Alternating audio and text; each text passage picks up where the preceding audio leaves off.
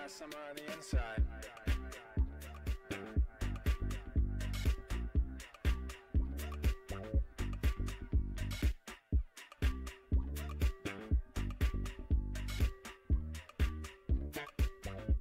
I got summer on the inside.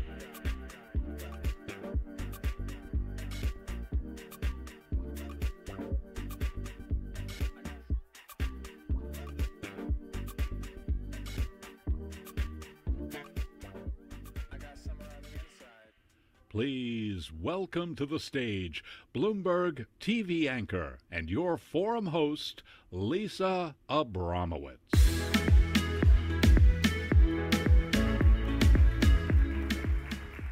Hello, I'd like to welcome everyone to our fourth Bloomberg Credit Conference here in Los Angeles. I first want to just say thank you for being here, especially given everything that's been going on in Los Angeles that we've been seeing in the news and hearing about. It's testament that we're all here to the fact that business keeps on going in Los Angeles.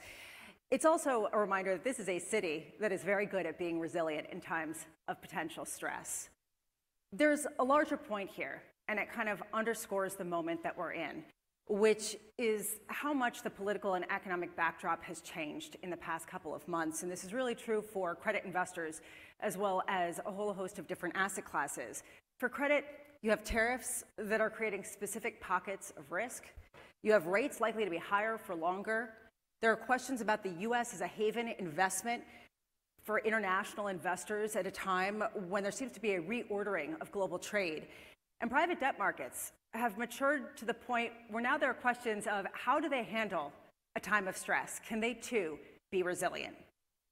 We have an amazing lineup for you, and I want to get to it. I do want to let you know that we do have some participation from the audience to try to get a sense of what you think. We're going to have a QR code. Please scan it. Please fill out the survey, and my colleague, Dani Berger, will be revealing the results in her panel later in the hours. We have an amazing lineup. I do want to get right to it. So without further ado, let's get to it. We're starting off with a conversation with Clearlake Capital co-founder Jose Feliciano and my colleague, my friend, Bloomberg television anchor, Dani Berger.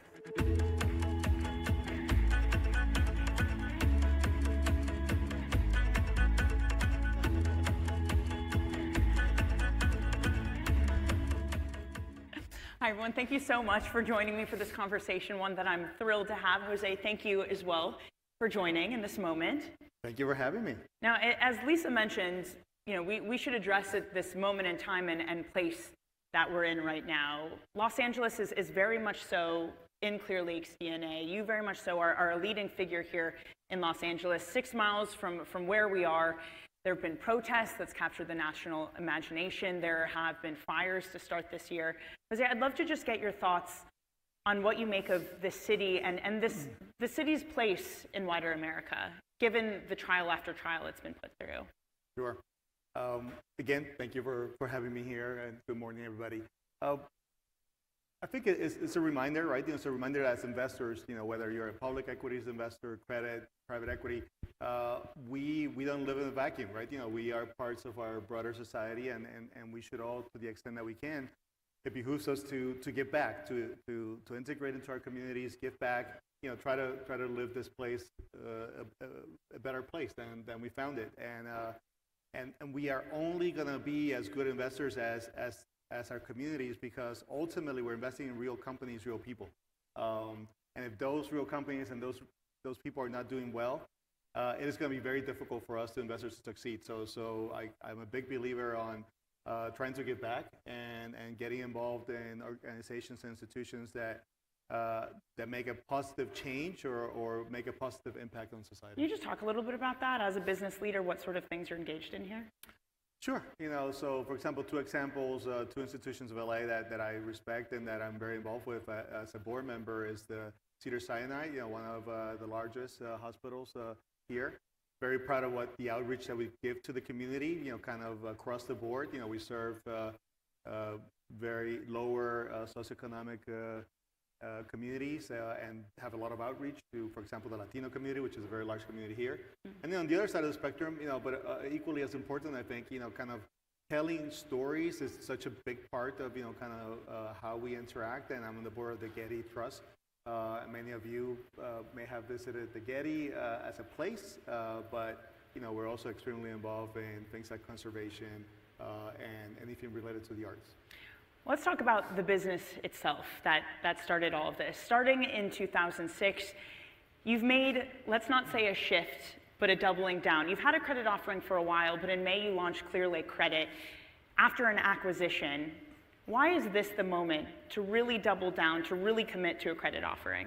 Yeah, well, as you mentioned, right, kind of from the very beginning, Clearlake was founded under the premise that we wanted to be able to invest across economic and credit cycles, and we wanted to do that in specific sectors. And to do that, you had to have a deep understanding of credit.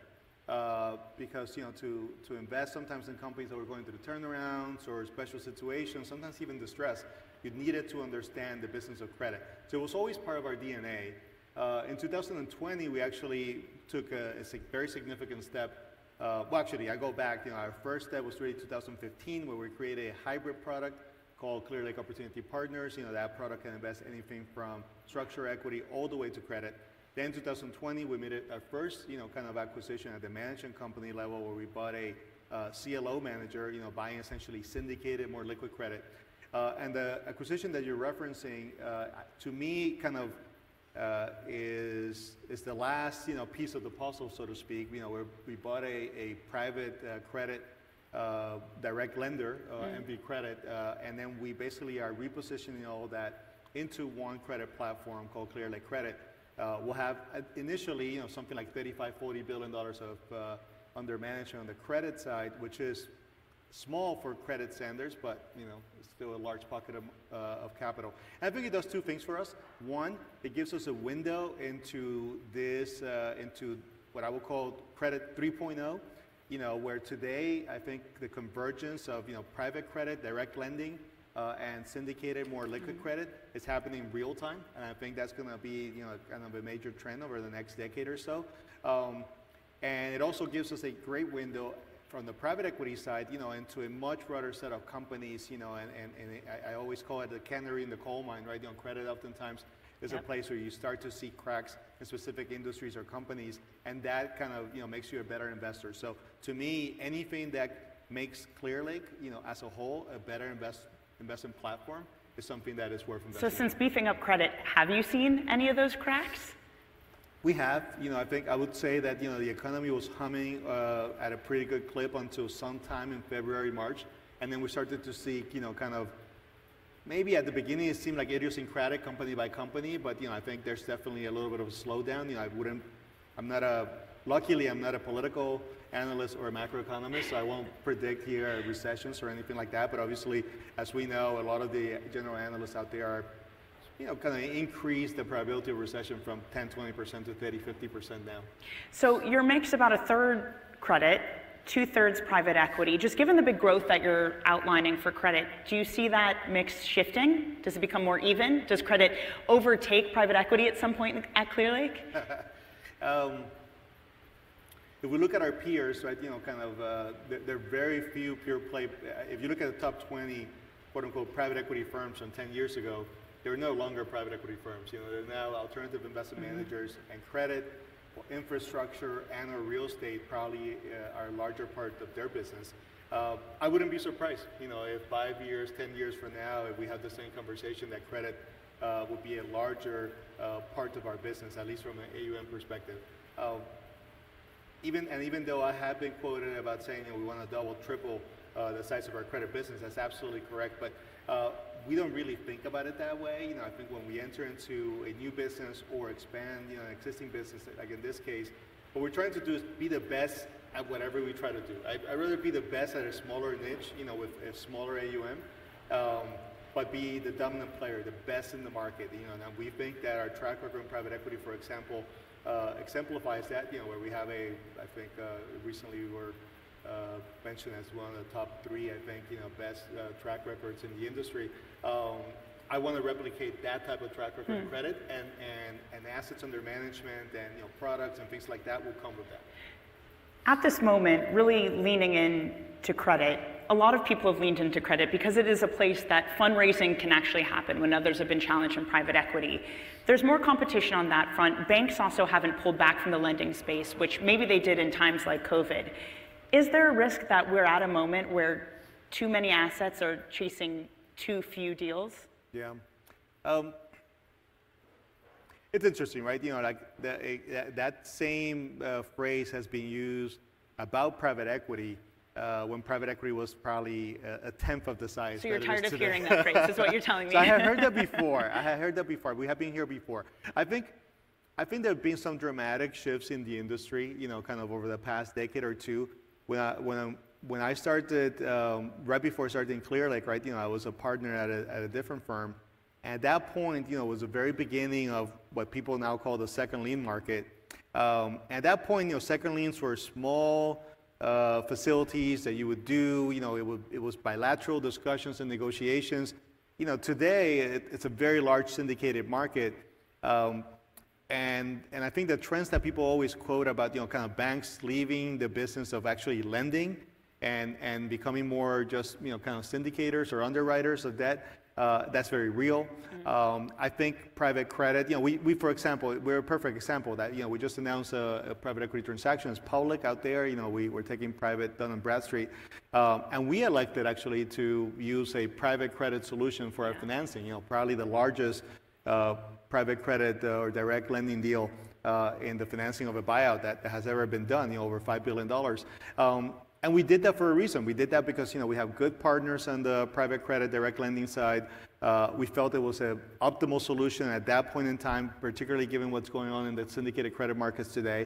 And it was just the optimal solution for the company at that point. So I think that's very real. But like I said before and alluded to, I think this is only a small part of the larger, broader trend where we're seeing kind of the syndicated market and the private markets converge. That syndication or that transaction will have 30, 40 people, led by 3 large, kind of private lenders, but it will have over 30 people in the financing. Well, it's also a testament that deals are happening despite some of the iciness in the market. Even so, I kind of alluded to this, that private equity has had some issues with fundraising. In the first quarter, I believe the statistics were no single fund raised more than $5 billion, the first time it's happened in a decade. You doubling down on private credit, how much of that is also perhaps a tacit acknowledgement that private equity is entering a slower phase?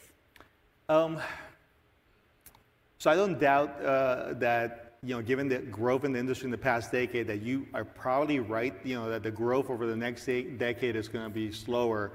But private equity is not a monolithic, kind of entity, right? Kind of there are going to be winners and losers. My own perspective is that in this, kind of new environment, macroeconomic environment, we're going to see more dispersion between the great performers in private equity and maybe the mediocre performers, right? So for example, for us, we're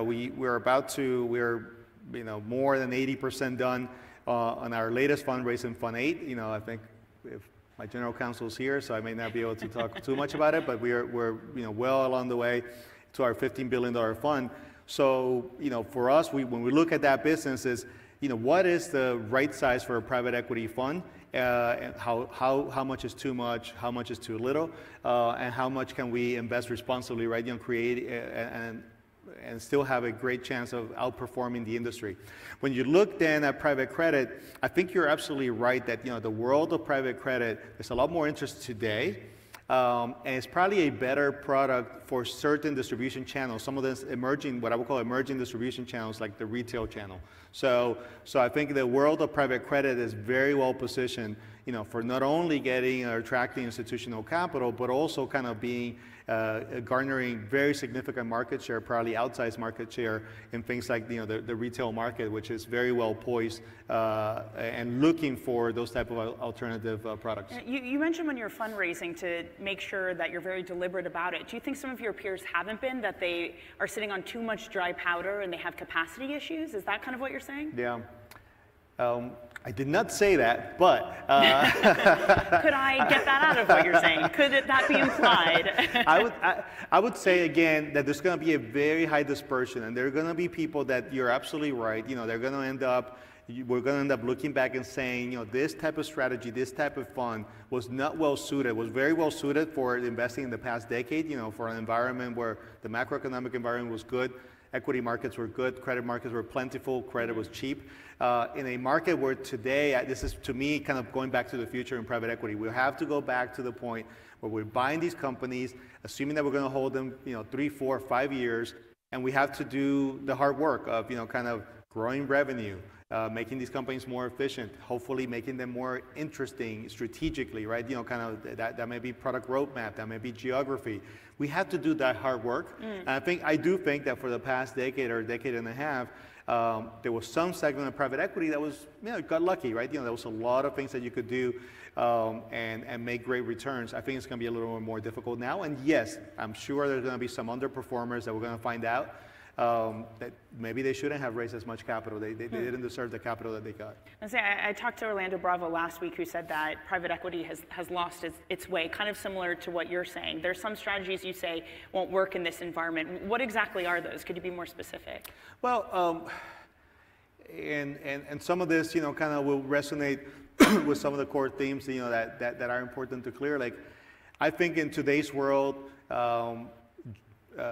sector specialists do better than generalists. Understanding a sector well, understanding that ecosystem, I think is extremely important to move quickly, to be able to identify the more interesting opportunities, much earlier, and oftentimes, to create those kind of quote-unquote proprietary deals that may not be truly proprietary, but they may be proprietary angles, right? And ideas about what you're going to do with that business.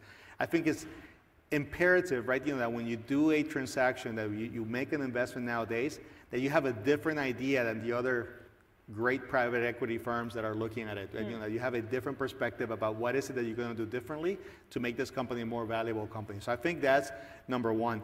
Number two, it's no longer enough to be a financial investor. I think as a private equity owner, we're just that. We're owners and we're fiduciaries. And you have to come with a view of how to make these companies better.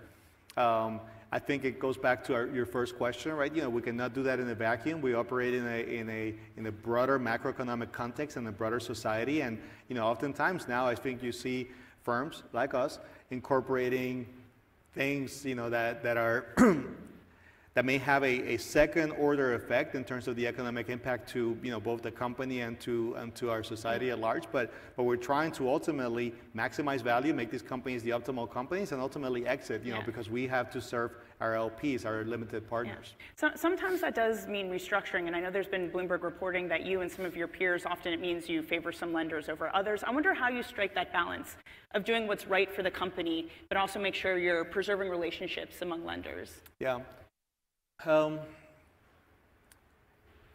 We, first of all, we don't favor any lenders versus others. I think we have been a great, citizen of both the private equity and the credit landscape, in the sense that we have never pushed the boundaries of, the agreements that we enter into. We're very respectful of that. We're very respectful of the relationship. Obviously, everybody understands, kind of in the financial markets, that our job is to maximize value for our investors. And oftentimes, that is going to be completely cohesive and with the interests of all the stakeholders. Sometimes, there's some stakeholders that are going to not be as excited about that. But I think we have been a good participant, a good citizen, and I think we have a great reputation. And like I said, we're just completing a $5 billion plus financing, so somebody likes us. Speaking of reputation, are you tired yet of being referred to as Clear Lake, the owners of Chelsea Football Club? When we win, it's fantastic to be identified as the owners of Chelsea Football Club. Hey, so well, let's talk about the winnings. There's been a lot. Entered into the Champions League. You now have won all the club trophies. There's a lot of excitement.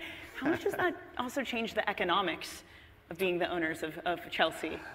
Well, I think, it's a great question, and I think you have to, kind of put it in the context of, the business of sports, and most importantly, right, when you invest in a sports club or a sports team, you have to understand that you become a steward for that club. And that club is much more than just a business. It means something for a community, for those fans around the world. In the case of Chelsea, we have 100 million plus social media followers, for example, around the world. We estimate that we have probably 500 million supporters around the world. And first and foremost, what it means is that the journey that we embarked on, 2.5 years ago, was not entirely clear for everybody what that journey was or what we were trying to do with the club, but ultimately we were trying to do a few simple things. We were trying to make that the business of the club, but also the sporting side of the club sustainable, where we could, day in, day out, hopefully every season, challenge at least for the top 4 or the top 5 in this year. Someday, be kind of in the running, ideally every year, to win the Premier League. And ultimately, create also, but do that in a sustainable way, meaning with, kind of a team and a payroll and a budget that makes sense, that can actually sustain the financial limits, imposed by the UEFA and the Premier League and other bodies. I think we have done that, and hopefully what happened this year is just the beginning of a long, great journey of more trophies and great success for Chelsea. Well, as a Chelsea fan myself, I also really hope that, and I got to sneak this in because I'm a Chelsea fan.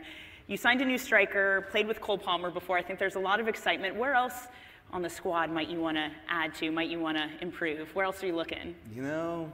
Dani,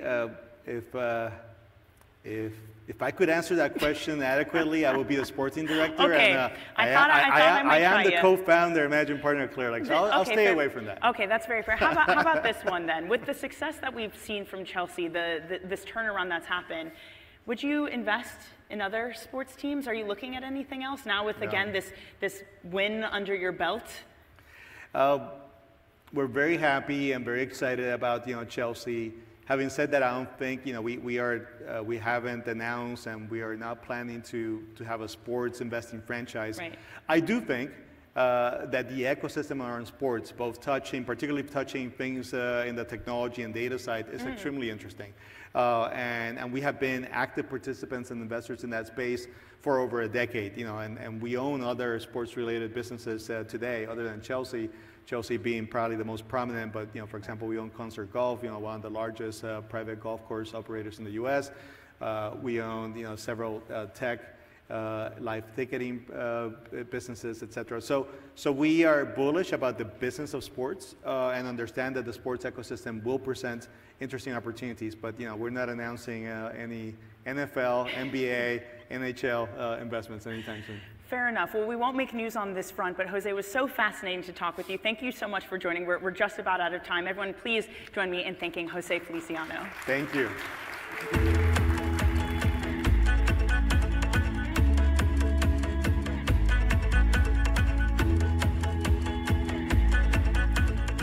What a wonderful panel. Can't say that many people in this room own a football team, but we all want to.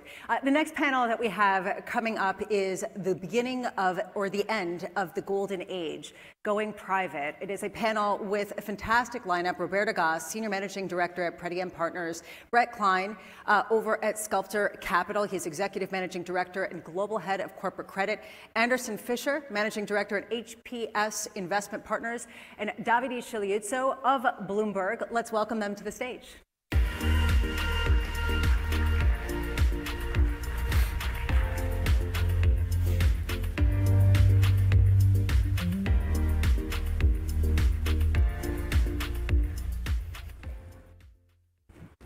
Good morning, everyone.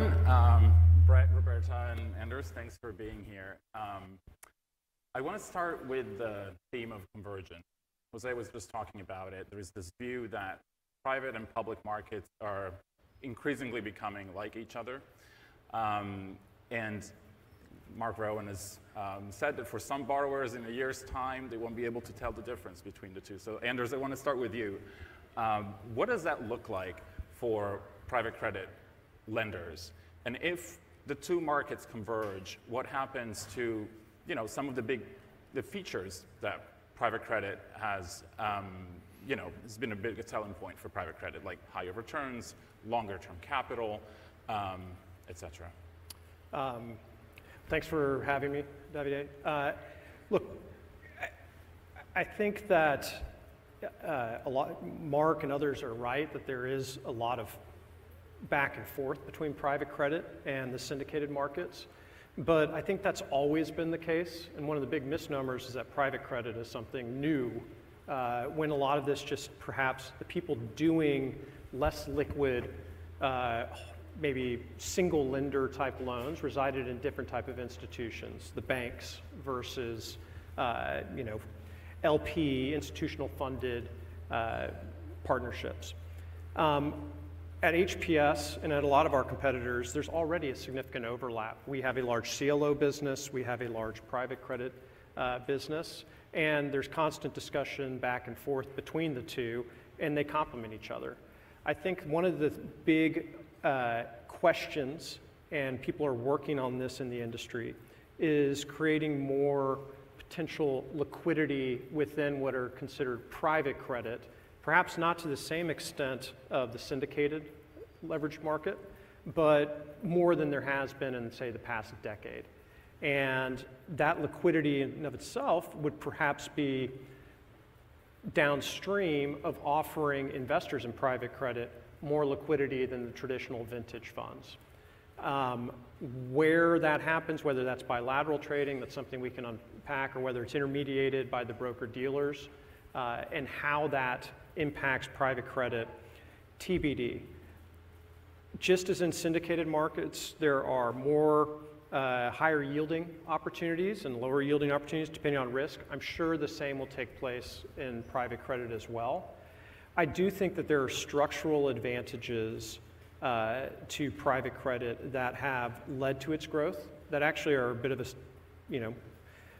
macroeconomic stabilizing factor that will not, that could be disrupted if there's too much kind of liquidity provided within private credit loans, and so navigating that will be one of the challenges.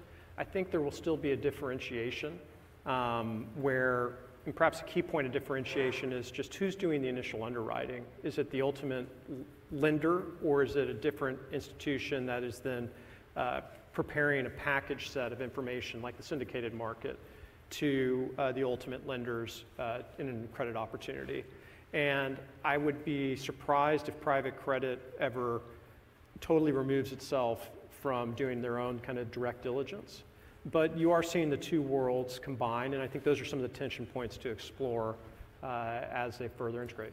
And I want to come back to trading in a minute, but Roberta, there's probably no other market that's been impacted more than the leveraged loan market from the rise in private credit. Right. So what are some of the biggest changes that you've seen? And what could argue that there's a lot of competition for traditional LBO debt, and what you're left with is very high quality credits on one side, and a lot of dicier situations maybe on the other side where LMEs and are rampant. So how are you navigating that? So I would say that I do believe that the markets will ultimately converge over time, but that the path from here to there is going to be somewhat bumpy. And I do believe, as we've seen with the high yield market over the last decade, migrate to more of a higher quality sort of double B market. I think we're starting to see that a little bit between BSL loans and private credit, where historically private credit was competing on flexibility and documentation, but getting a much higher spread for that, and for less liquidity, I guess. I think there's been a convergence in price, and I think there's been, as a result of that in the BSL market, liquidity has been taken away from the market to some degree. I think that's going to continue. I do think pricing will continue to converge, but what we're seeing now is a number of higher quality loans that are coming out of the BSL market go to private credit because they'll put on more leverage. And so that's where I think we're starting to see a little differentiation. I think that as we go through this cycle, we've already had a couple of years of somewhat elevated defaults, if you include LMEs in the numbers. We think that we're going to continue to see that as we go through this year and next. Recoveries have been all over the map, but well below historic averages. And I think that we'll start to see us come out of that. But I think it will be interesting to see how private credit performs as we go through this cycle. And we're really just in the middle of it right now.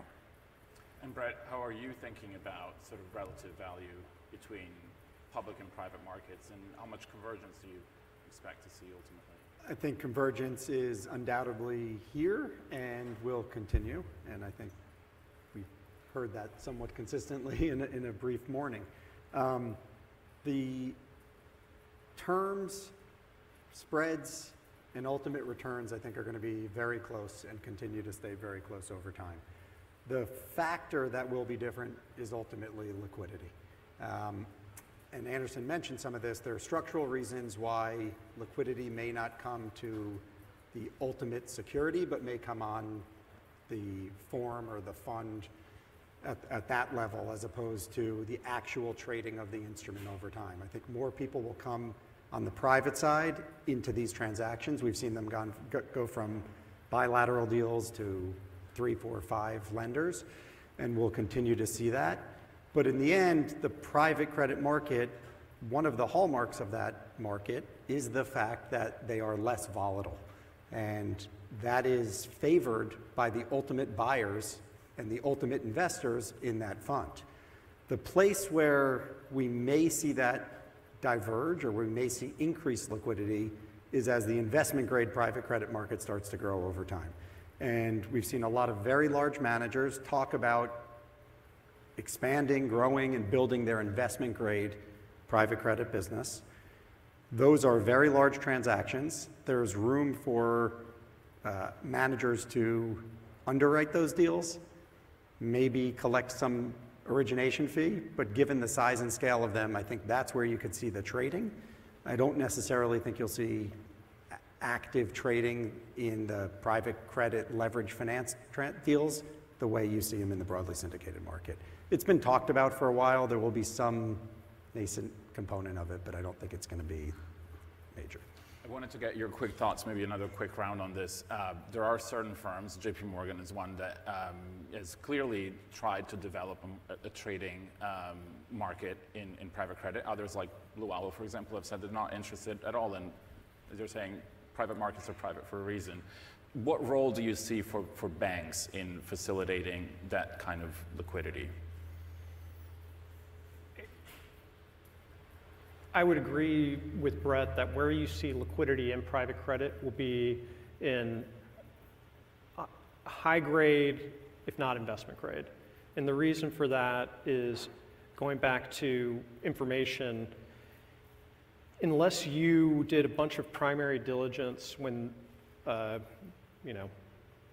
lower rated private credit came available but didn't participate, there's such an information asymmetry that you have massive bid-ask spreads, and there's just not much trading that's occurred despite numerous efforts to create some type of intermediated brokerage relationship. In higher grade situations, investment grade, I think that's where, if there's an opportunity, it'll exist. But at the same time, a lot of very large institutions and a lot of the investment grade opportunities do require a significant amount of capital. These institutions have their own capital markets abilities, and I think Brett was right to note that often these are clubbed. And so I think it's an open question on whether or not they're bilateral type trades or whether they're going to be intermediated on a no-names basis, similar to what we see in the levered loan or high yield market. I would say I think the banks see their business being cannibalized by private credit. So they're trying to find a role for themselves in the private credit markets, but in the origination, and they're coming at it from the trading side. I think there's not that many names that are really trading in private credit in the secondary. I think that there's going to be a lot of constraints around that. I think one of the more interesting players is, Apollo and what their role is in secondary trading. They're a big originator of private credit, and I think they could move the needle. But I think a lot of the liquidity is needed in the more stressed names, and so it's not going to be in the sort of 5 or 6 clubbed up deal where the credit's performing. So I think there's still a lot of evolution that has to happen. The banks have another role in private credit, which is often, they're always tagged with they're losing market share to very large managers who are doing their own deals. There's another role, which is the banks are, in a lot of situations, the financing vehicles to private credit funds. That is very material business to them. So I don't think they always despise the growth of private credit as much as is advertised. So there's that angle. I think they would like to have their foot in the door to the extent there is some liquidity, and I'm not convinced that they have necessarily a strong view if it's on the sort of direct lending side, if it's on the investment grade side. I think there's a lot of different places. And then when you think about private credit, it means a lot of different things, just given this convergence and the growth that we've seen in the market. There's direct lending, which is lending to a new Clear Lake LBO. There's the opportunistic side, which can be rescue financings, which are often done in conjunction with the banks and some of the boutique organizations. So there are places, it's not always trading, but the banks still have a revenue stream, which I think is quite satisfying to them. I want to switch gears a little bit and talk about credit quality. There is a view that, over the course of 2021, part of 22, when rates were still zero, a lot of deals were underwritten with high multiples, high leverage, tight spreads, and poor documentation. How far away do you think we are from some sort of reckoning with that? And there's been maturity extension. Private credit is maybe more able than other parts of the market to offer payment in kind sometimes. But do you see some sort of wall that we're coming closer and closer to? Yeah, I don't think you can have a panel in credit without talking about a maturity wall. I think it's a federal law. There's always a maturity wall that's going to create issues. I'd almost take the counter, which is, people talk about how private credit is not tested. It went through a pandemic and then a pretty severe interest rate hike. And of course, there are issues, there are defaults, there's liability management, but we haven't seen, a significant dislocation in the broader markets. And I think that's part of the structural advantages of private credit. First, most capital still has very long duration liabilities to their LPs, and so the assets are appropriately matched to the duration of the liabilities. So it gives you time to work things through. Second, yes, documents have been weakened, and I'd say the average private credit document is still better, much better than the average syndicated levered loan document, but that gap has compressed over time. But you still have a better document. And then third, you have usually one lender having a discussion with the company and with the sponsor versus 27 lenders, which makes it very hard for the sponsor, even with a willing borrowing group, to coordinate. And so you can extend, you can say, shared problems required shared sacrifices, let's work that through. If you actually look at what's happened, in a large part, the raise in interest rates has effectually transferred kind of wealth to a certain extent from private equity LPs to private credit LPs. Because while you might have diminution in enterprise value, instead of attaching at 50% loan to value, perhaps today I attach at 70% loan to value. On your regular way private credit L600 loan, I date myself, sorry, S600 loan, you're earning an extra 30 to 40% on just base rate increases, which is compensated for that. So I think that's why you see a willingness to extend. If you still feel like you're covered, if you can kind of tweak the document to give more optionality to the sponsor. And then eventually, each extension, you get closer and closer to the point where there might, on individual credits, require a transfer of ownership. But I think that's why you haven't seen massive problems writ large yet, because it's been a much more resilient system. Yeah, I would say, I think there's a maturity wall building, and I'd say it's in 2028. And it's a function of the liability management exercise, or the LMEs, that have taken place in the market. And to Anderson's point, we're starting to see a transfer of value from private equity to lenders, but I'd say not enough yet. And the lawyers, fighting for that valuation share. And I'd say that documentation so far has resulted in private equity winning. I think what we've seen with a number of these LMEs is there's just not a transformational change in the balance sheets to the degree that there needs to be.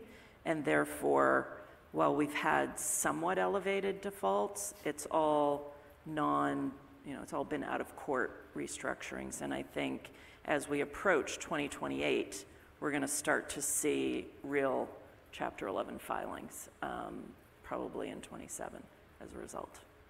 The lawyers will be on stage soon, but in the meantime, Brett, how are you looking at the distressed picture at the moment? It's a bit of a slow-moving train. Everyone up here has been doing this long enough to know that we used to wake up and find that there was a company who couldn't meet its maturity, and then you would have the transfer of ownership. We now have this inevitability that you'll get at least one, if not two, amend and extends, and if not, a wholesale complex liability management. So that will lead to an environment where the companies that can actually grow into their capital structures may avoid the maturity wall. And we have environments like the current one where there's economic uncertainty, political, and other factors that are causing creating an environment that may just be the straw that broke the camel's back, but none of it's really a surprise. They're all in companies that everybody has known has been struggling for a while. So you get a little bit almost less volatility in some of those situations because everyone's been looking at them and observing and trying to figure out, can they grow into their capital structure, and watching this situation, watching this train wreck for quite a while. These periods of economic uncertainty have been generally an opportunity. We're in an overall tight credit environment. We have been for a while. We likely will continue to be.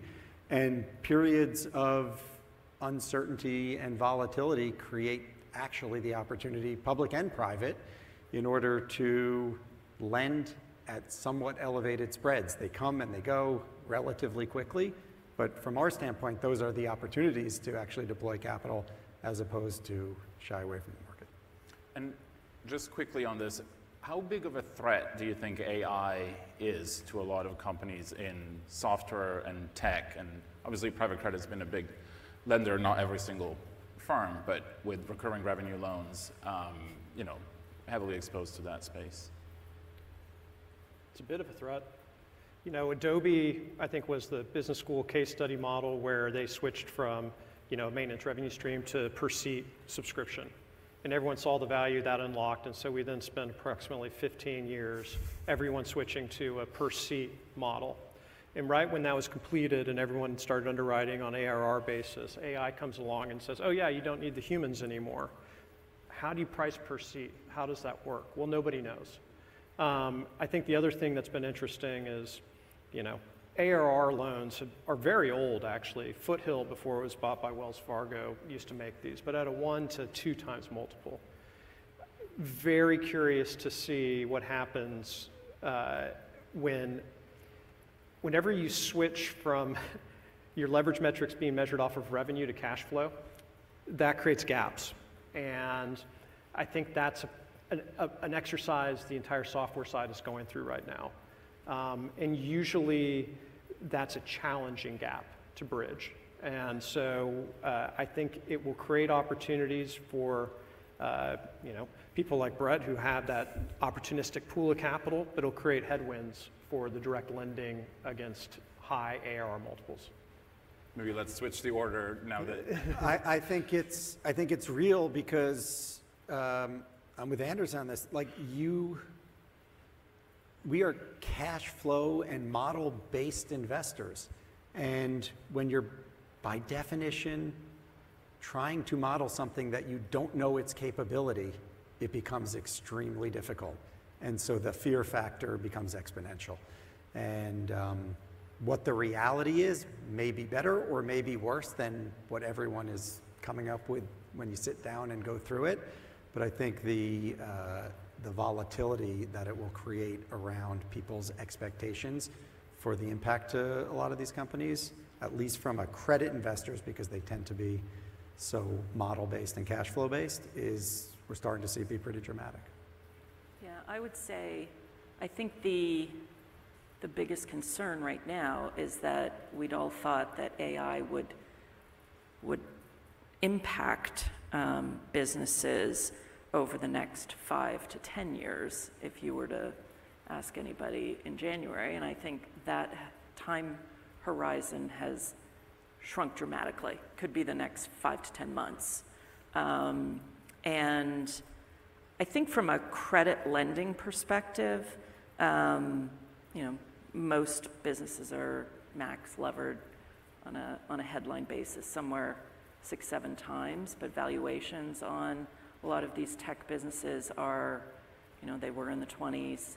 I think the exits for PE in a number of, across the sector, software being the biggest segment or subsector of tech, is going to be really challenging as a result. Yeah. Maybe most importantly, it shifts the nature of who's willing to make that loan, because you've gone from what was a stable, leverage-based loan-to-value type loan to now it's a how much cash can I bleed out before the event happens, and those tend to be different buyers or different lenders. One last thought.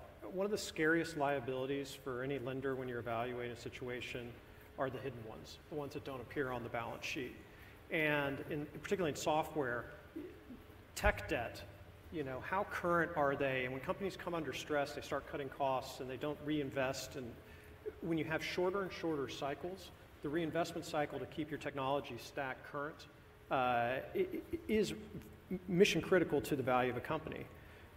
In these regime changes, all companies have probably some hidden tech debt that's very hard to price. And so even if you're an auto manufacturer, well, how much do you have to put in to update your systems to AI? I think that's going to be a question that not just technology lenders or technology CEOs are dealing with, but all companies are facing. we only have like 30 seconds left, but one quick one. If you were to bucket risks into 4 main categories, let's say tariffs and trade wars, rates, lender-on-lender violence, and AI, which one is the top of your list? I've gone first. You guys go. I would say lender to lender is code to me for documentation. That's an opportunity for the way we look at our business, but if you're a regular way lender, I think that continues to be the biggest risk because the problem is not being solved. The credit community has not come together and said, why are we doing this? Let's fix it for the most part. And so I think that's the biggest. AI is the most unknown. Yeah, I would agree. I think there's just been not enough leadership across the market in terms of pushing back on documentation. And I do think that over the next couple of years, the greatest threat is going to be from that and the LME outcome. But I think that for me, earnings, which encompasses a number of both tariffs and interest rates, is going to be what really drives us over the next couple of quarters. And I'll end by, I'll say rates, not as a whereas the 10-year is at 5 or 5.25. But rates as a proxy for systemic stability, I think we all take it for granted that we have rule of law, very stable governments. Other countries have not had that experience over the past 50 years. And that is not a birthright, that's something that we have to earn. And so I'd say making sure that we don't lose kind of a stable rate environment on benchmark rates. And then second, rates also matter in so much that we've had a significant increase in rates. We've not had a corresponding decrease in multiples paid. And the question is, which will normalize first? And I would say that rates today are in a more normal range looking over the past 40 years, multiples are not. Great. Thank you so much for being with us.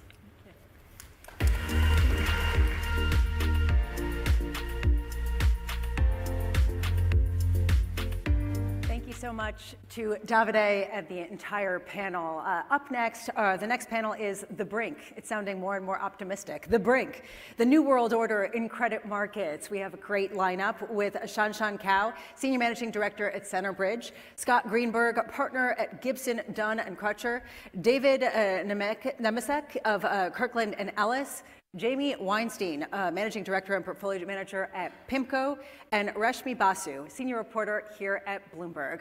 Please welcome to the stage.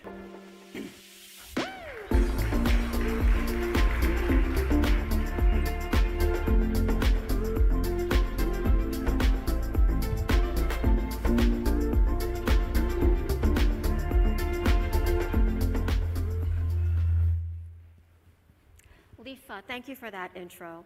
Welcome to the Brink panel.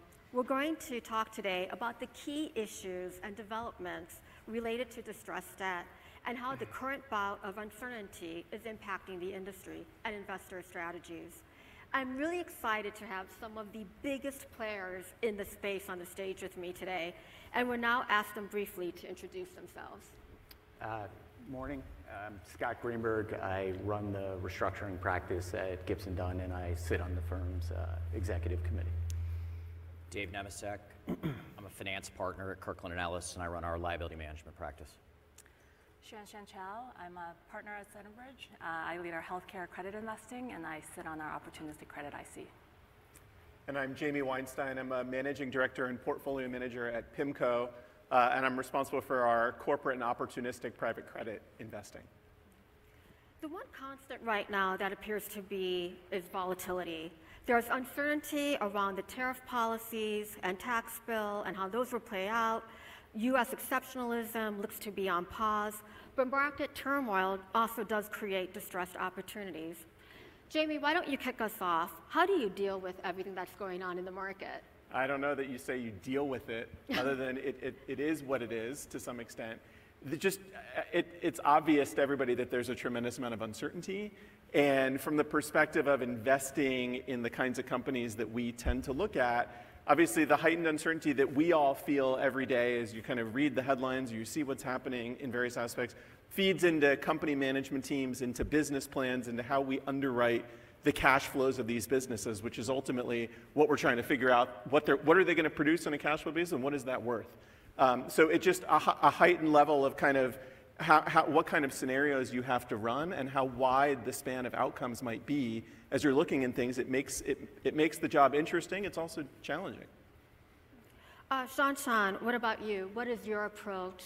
How is Centerbridge deploying money, or are they kind of staying on the sidelines? Yeah, it's interesting, and I think if you asked me that question maybe a month and a half ago, I would have had something different to say. Look, I think right post-Liberation Day, we probably saw high-yield spreads blow out something like 200 bips, right? So not all the way back to what we saw in 2022, and certainly if you look at specific sectors, those with more export-import risk, you saw the credit spreads really widen on those. And so we were spending a lot of time doing the work on those credits, trying to find the right time to buy.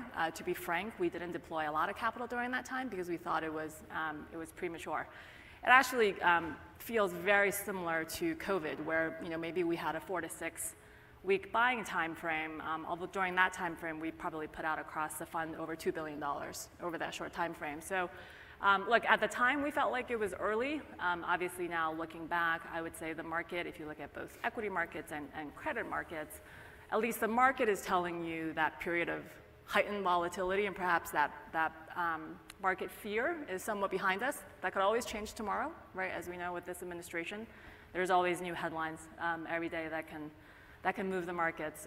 Look, I think you really have to drill down on each sector. So if I focus on the sector that I spend a lot of time on in healthcare, legislative change is something that we spend a lot of time around. And I would say up until maybe a week ago, the market had one view on how this administration was going to approach Medicaid and Medicare payments. And that has changed over the last week with the White House memo. So look, I think in periods, again, as Jamie mentioned, of heightened volatility, you really need to be nimble on your feet. You need to think defensively, about your existing portfolio. And then again, for opportunistic credit, we're always on the lookout for where there are industry headwinds, because that can very often bring about new opportunities.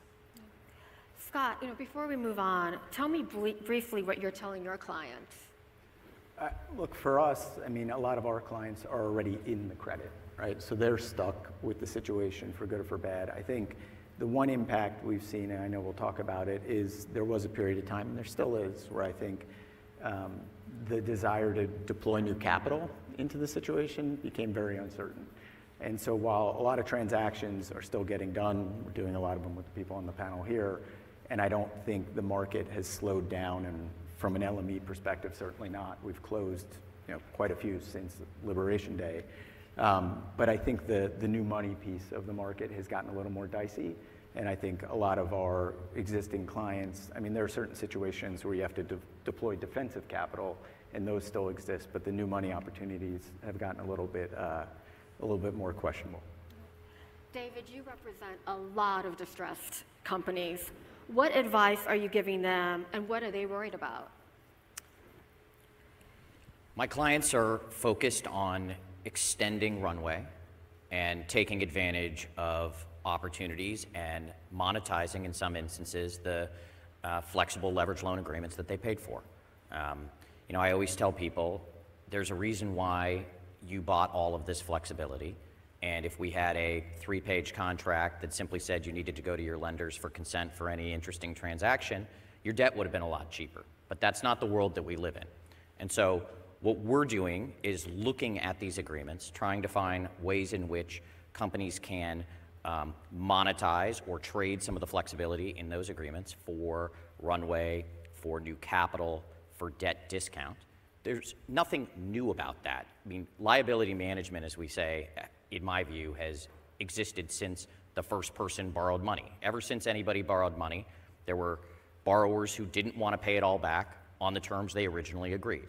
And that's normal for lending markets. What is new is the way in which companies, largely private equity sponsor portfolio companies, but also now public companies, are using the flexibility that they negotiated for to create win-win opportunities for both the company and also for creditors who engage in these transactions in order to de-risk this.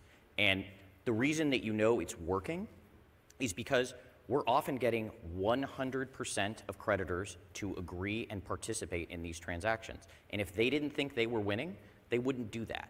And so I think it is possible through creative structuring, good advice, and a lot of hard work to create opportunities where everyone is better off than they would have been had we not transacted. Well, I want to stay on the liability management exercise. They've been evolving, as you said, but we're also seeing some of the smaller lenders kind of dragged down the repayment line. David, I want to ask you a question. What is the pitch that you make to these smaller creditors about the LMEs? How are you selling them on these transactions? Well, it's funny. I would say the transactions sell themselves. Everybody has the right to participate or not participate in these transactions. There is nothing that a company or a sponsor or anyone else or a group of large lenders can do to force a lender to either extend their maturity or accept debt discount or reduce their interest rate. These are sacred rights that are protected in every single contract. The reason why we're seeing increasingly that smaller lenders are participating is because the deals are better off for them than the alternative. And what I say is when you entered into this transaction on the front end, you agreed that a majority of lenders in combination with the company could make changes that might disadvantage you. We are offering you the ability to be disadvantaged less than you would be if you didn't participate. What are the alternatives then? Is it a Chapter 11 or? Well, for the company, I think these transactions generally don't require getting 100% lender consent. And so I think whether or not all lenders participate, companies will continue to lead these transactions. I think you should also expect that in situations in which we can't get consensus among at least a majority of creditors, companies will pursue financing alternatives away from them, and that's flexibility that they've negotiated for. And typically when I represent companies, we are often talking to people like Jamie and Shan about financing those opportunities. Scott, I have a question for you. Cooperation agreements. How important are they in preventing lenders from being pitted against each other? I mean, there's been a history of cooperation agreements, and I think in their initial formation, it was really meant to, against what Dave just said, you have loose documents in the market, try to even the playing field a little bit, right? And prevent the one-off, the pick-offs of individual lenders and pitting lenders against each other. And I think, I'll be the first to say, in certain circumstances, they make a lot of sense. In other circumstances, they don't, quite frankly. And if you're a larger lender, it may not necessarily be in your best interest to tie hands with everyone in the syndicate because you're giving up an opportunity set for some of these LME transactions. So, look, I think, and as you know, there are now multiple flavors of cooperation agreements in the marketplace. So it started with, let's all hold hands and negotiate as a united front against the sponsor or against the borrower. That has now morphed into the world of 50% cooperation agreements where the larger guys lock arms so they can do the better deals that Dave's talking about. Or, the most recent technology that we see a lot of and we use a lot of is you have a cooperation agreement, it's open to all, but you have a concept of a carve-out premium. So the larger lenders can still get a better deal than the smaller lenders. So, look, I think cooperation agreements, you have to look at each fact and circumstance. If you're a bunch of big lenders and there's a potential LME, maybe it's not a great idea because you may be giving up your rights to the smaller guys. If it's a massive capital stack and you have a near-dated maturity and the alternative is a restructuring, then it may make sense. So it's very fact-specific, but they've obviously become very commonplace in our marketplace. Jamie, I have a question for you. What is your view on the co-op agreements, and how do you feel these are impacting trade and liquidity in the market? Well, so there's sort of two questions there. The first, and I think Scott covered this well to some extent, it's the notion of what is within the context of a specific transaction, what is the value maximizing transaction we can do on behalf of our clients, our investors, right? And how do we protect their interests? And sometimes we're very large in a capital structure given the scale of the credit platform that we run. Sometimes we're one of the smaller holders, depending on if it's a different strategy or it was a lower conviction position for us. So every time we're looking at it a little bit differently, and we're looking for how can we, again, position ourselves, whether it's from a new money transaction perspective or a way to create differential economics, is that to our benefit to participate or not? So each analysis, I think, is a little bit different, and the group dynamics are different, and the lenders that you find yourself potentially in partnership is different. And so you look at each one a little bit independently. More broadly around liquidity in markets, I think the markets are extraordinarily adaptable. And traders figure this stuff out very quickly, how to trade the co-op paper versus the non-co-op paper, how to move paper that is non-co-op into a co-op if there's the ability to grow the amount that's in the group versus some of the co-ops that Scott described, these sort of 51-49 dynamics where you can't grow. So I think each one of these is a little bit of a dynamic function, but markets find, liquidity, it's like water, it finds its way. And I think you see the same thing within how co-ops have been absorbed within trading. Shan, what is your view?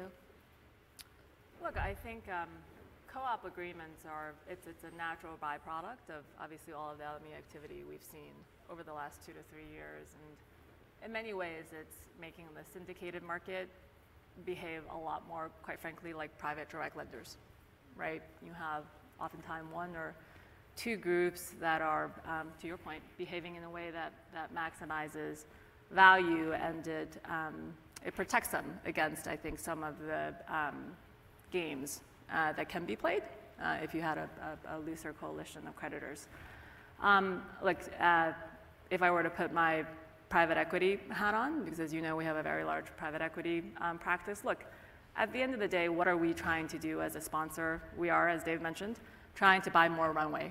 And frequently, and if you look at the activity over the last few years, over 90%, so the vast, vast majority of LME deals have been done with existing creditors.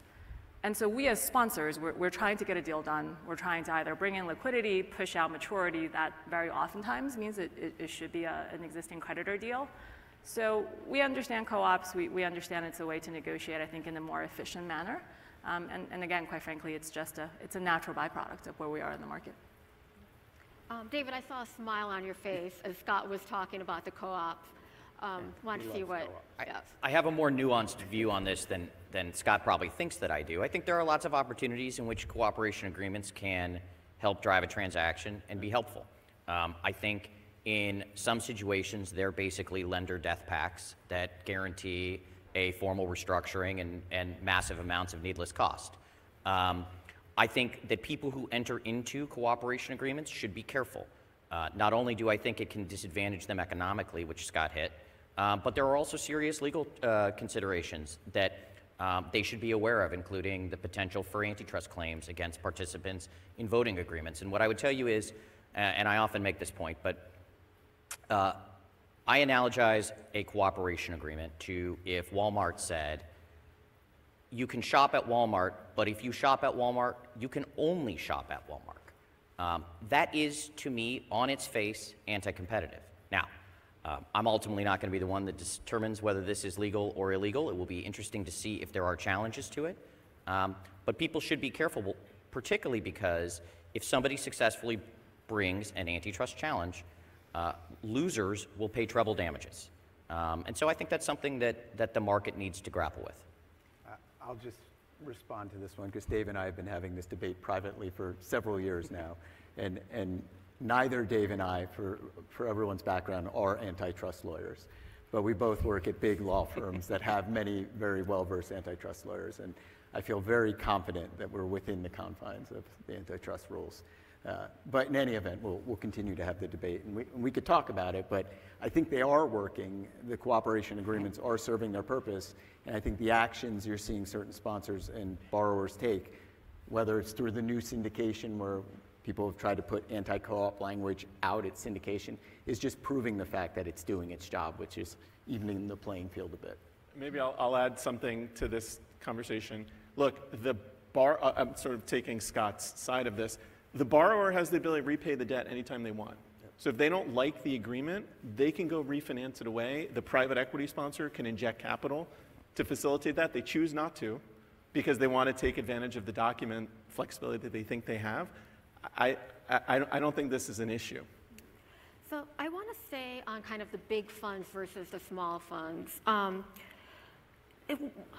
is this kind of the evolution of the LME? Am I being too simplistic in saying that the small CLOs are losing out in this battle? Scott? Look, I think it's just the reality of the way these deals come together. And David could speak to it as well because he's across from me on 99% of them. The borrower needs, as David said, right? The borrower needs 51% in most of these transactions to effectuate the amendment, to put in the prime, to strip collateral, to get people to participate, right? To carrots and sticks, which is how these deals get done. The reality is the quickest way to get to 50% is to take your largest lenders. And in addition, right, in a world in which there's a lot of leaks and noise, you want the smallest set of people negotiating the deal, getting the deal done with the borrower and the sponsor, and then going to the market. So there's no point, just mathematically, in waving in everyone that owns $15 million in a $1 billion syndicated loan if you have 5 or 6 guys that each own $100 million. So I don't think there's anything nefarious to it. And obviously there's always a lot of news and noise around it. But I think the reality is the people with the most risk on the table, which are the largest lenders, are going to be the ones engaging with the sponsor and the borrower first. So for me, this, despite all the emotion that goes into this and smaller lenders that get angry, I always have the same answer, which is it's just a numbers game.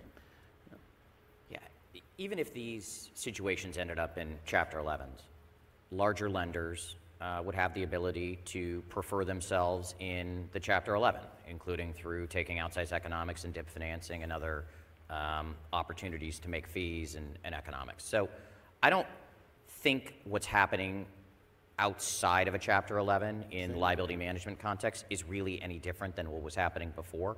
I think it's also, it's interesting to see how larger lenders are doing versus smaller lenders, but I think you have to take a step back and say this is 3% of syndicated credits. This isn't impacting CLO performance in any material respect. It is probably a differentiating factor that larger CLO managers will point to and say we do better in liability management exercises, but you're talking about, basis points. This isn't material. What is your view on the small guy, PIMCO? We're generally not one of the small players in these deals, but I think David captured it right. We talk to our investors, and it's part of our strategy to try to control our own destiny as much as we can in deals. And one of the ways you do that is making sure that you're at the table when there's an issue, whether it's before there's a Chapter 11 or it's in Chapter 11. There are a lot of active tools that we can take in restructuring as part of an ad hoc steering committee to basically take advantage of the fact that we are large and driving a deal to generate economics that are favorable for our investors. It's the same thing outside of bankruptcy. It's not that it's necessarily nefarious in any way. It's just kind of replicating what you do in an insolvency context, in the sort of pre-insolvency context, if you will. I think we also lose track of something that's really critical here. The PIMCOs, the Centerbridges, the other large players who are leading these groups, they're doing a ton of work, and they should get paid for that work. That is not irrational. And so the smaller lenders, in some respects, are free riding off the work that the larger lenders do. They have to employ people full-time who do these things. There are costs to that. So I don't think it's as simple as saying larger lenders are smashing smaller lenders.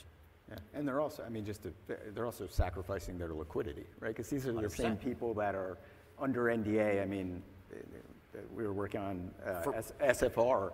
Our guys were under NDA for 6 or 7 months, right? So it's, they should be compensated for that 100%. in addition to the work. So. But we are seeing more of these deals. They're very complex structures, right? Where we're seeing several tranches being carved out post-restructuring. Is this complexity necessary, or is it adding to the tension between the smaller creditors and the larger funds who are negotiating the deals? I think you're talking about the up-tiering transactions and the unsub transactions. Look, I think we're all aware that in many of the LMEs, part of what the sponsor or the borrower is asking for is liquidity. And when you have first lien bank debt or bonds trading in the market at a large discount, I think it's pretty obvious to everyone that it would be extremely expensive, if not prohibitive, to put in new money on a pari basis, right? And so you do have to think of structural ways to give those lenders that are putting in the new money a safe piece of paper, because we are putting in par dollars, or par dollars almost, right? And so whether it's an unsub financing or an up-tiering, look, are they complicated?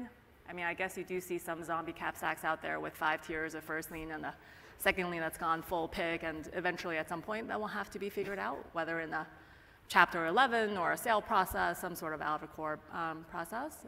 Yes, we are creating some very interesting capital stacks out there. I think that complexity is critical, though. So if I'm doing my job right and maximizing the opportunity for the borrower, lenders are basically being presented with something that is just a tiny bit better than the alternative. And one of the ways to do that is to create different tranches of debt with different priorities, and then share that opportunity in different formulas for different people to align incentives and properly compensate people for the risk that they're taking and the size that they represent in the capital structure. So I think this complexity is often necessary to driving the most efficient deal for everyone.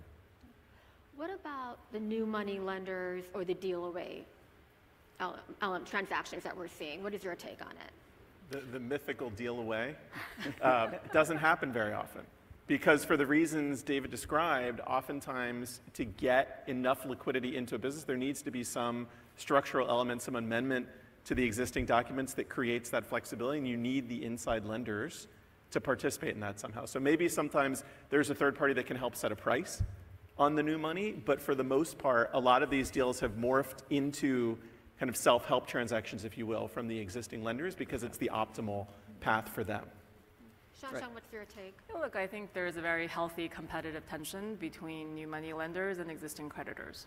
I would say if you look at deal activity maybe 3 years ago, there was perhaps more new money lenders getting involved with LME. And again, this is just, the market is dynamic. The market is going to react to what's happening, right? And so we're seeing now a lot more existing creditors, quite frankly, being much more aggressive.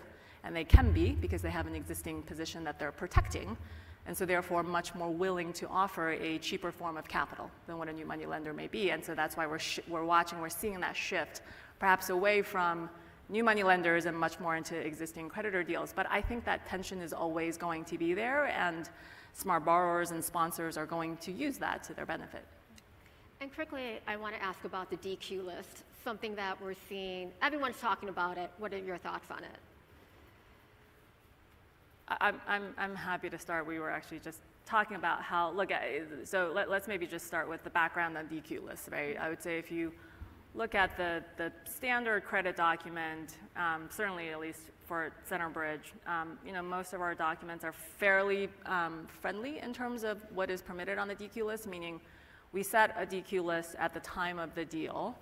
And look, there are various ways that market participants can get around them, for example, through participations behind banks, and there are, of course, ways to deal with those banks, right, because you can lean on your relationships. So that's probably the vast majority of deals. That's now morphing into, I think on the other extreme end, massive flexibility to add to that DQ list at any point in time, which can obviously dramatically impact the liquidity and the available buyers in a credit as you see more stress and distress in a particular credit. So listen, do I think it's a positive or a negative? It's quite frankly just another tool set in the toolbox for sponsors and borrowers, right? And like all other tools, I think, and again, it depends on the situation. It depends on how aggressively that borrower perhaps needs to play in order to right-size their cap stack. But everyone has to be prudent in how they use their tools. I think some will say the market has short-term memory. Some will say, certain lenders and markets have long-term memory. And I think that the truth is a little bit in between. But it's just another tool in the toolbox. I think Shan hit it on the head. This is something that companies pay for. They have the right to use it as provided in the contract. Whether it's wise to use it will depend on the particular situation. And I think behavior will continue to evolve, as will the availability to disqualify lenders after the credit has been issued. So we'll see where it goes. I think it's less interesting than the attention it is receiving. I think it's not healthy for markets. And I think maybe lenders have mispriced the optionality that they've given to borrowers in these documents. But the fact is, less liquidity is never a good thing in financial markets, in any context. So in this case, if you have less liquidity, if lenders have really thought about this, it should raise the cost of financing in the future for borrowers and sponsors who exercise this option to reduce your liquidity in a downside case. And I think that maybe it'll take time for the market to kind of filter that all the way through, but I think that's what it means. Okay. And we're out of time. I could have talked about this for hours, which you would have loved. But I want to thank our great panelists for this lively discussion, and a round of applause. Thank you.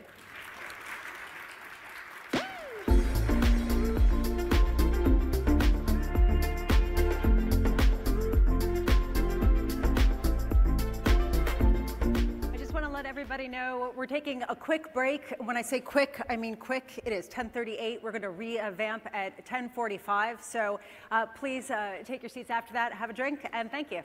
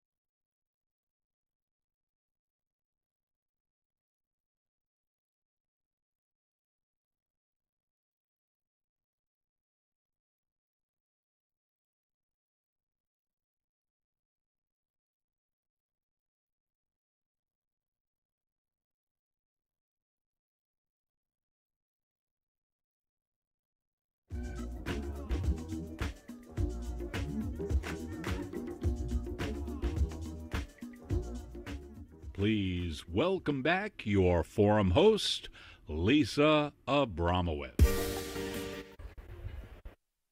Welcome back from that restful 7-minute break that we just had. If you can make your way back to the seats. We have a panel coming up called Predicting the Unpredictable, the outlook for credit, which is aptly named right now given what has been going on. Joining us is Tal Rebeck of KKR, Danielle Poley of Oaktree, Spencer Cutter of Bloomberg Intelligence, and once again, my colleague and Bloomberg Television anchor, Dani Berger.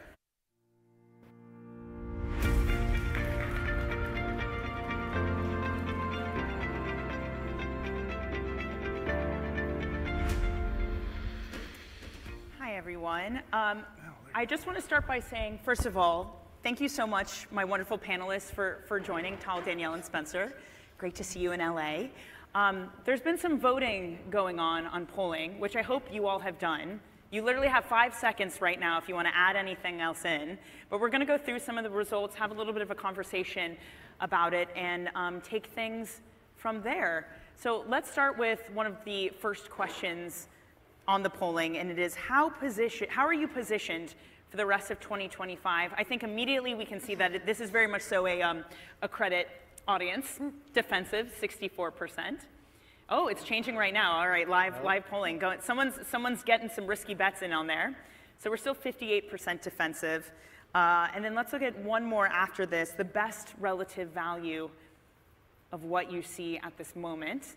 So pretty tied, leverage loans picking up, private credit, 33%. So, Tal, let me start with you because you're right next to me. So sorry about that, first victim. A little bit of bearishness, leverage loans, the best relative value, and gain. Okay.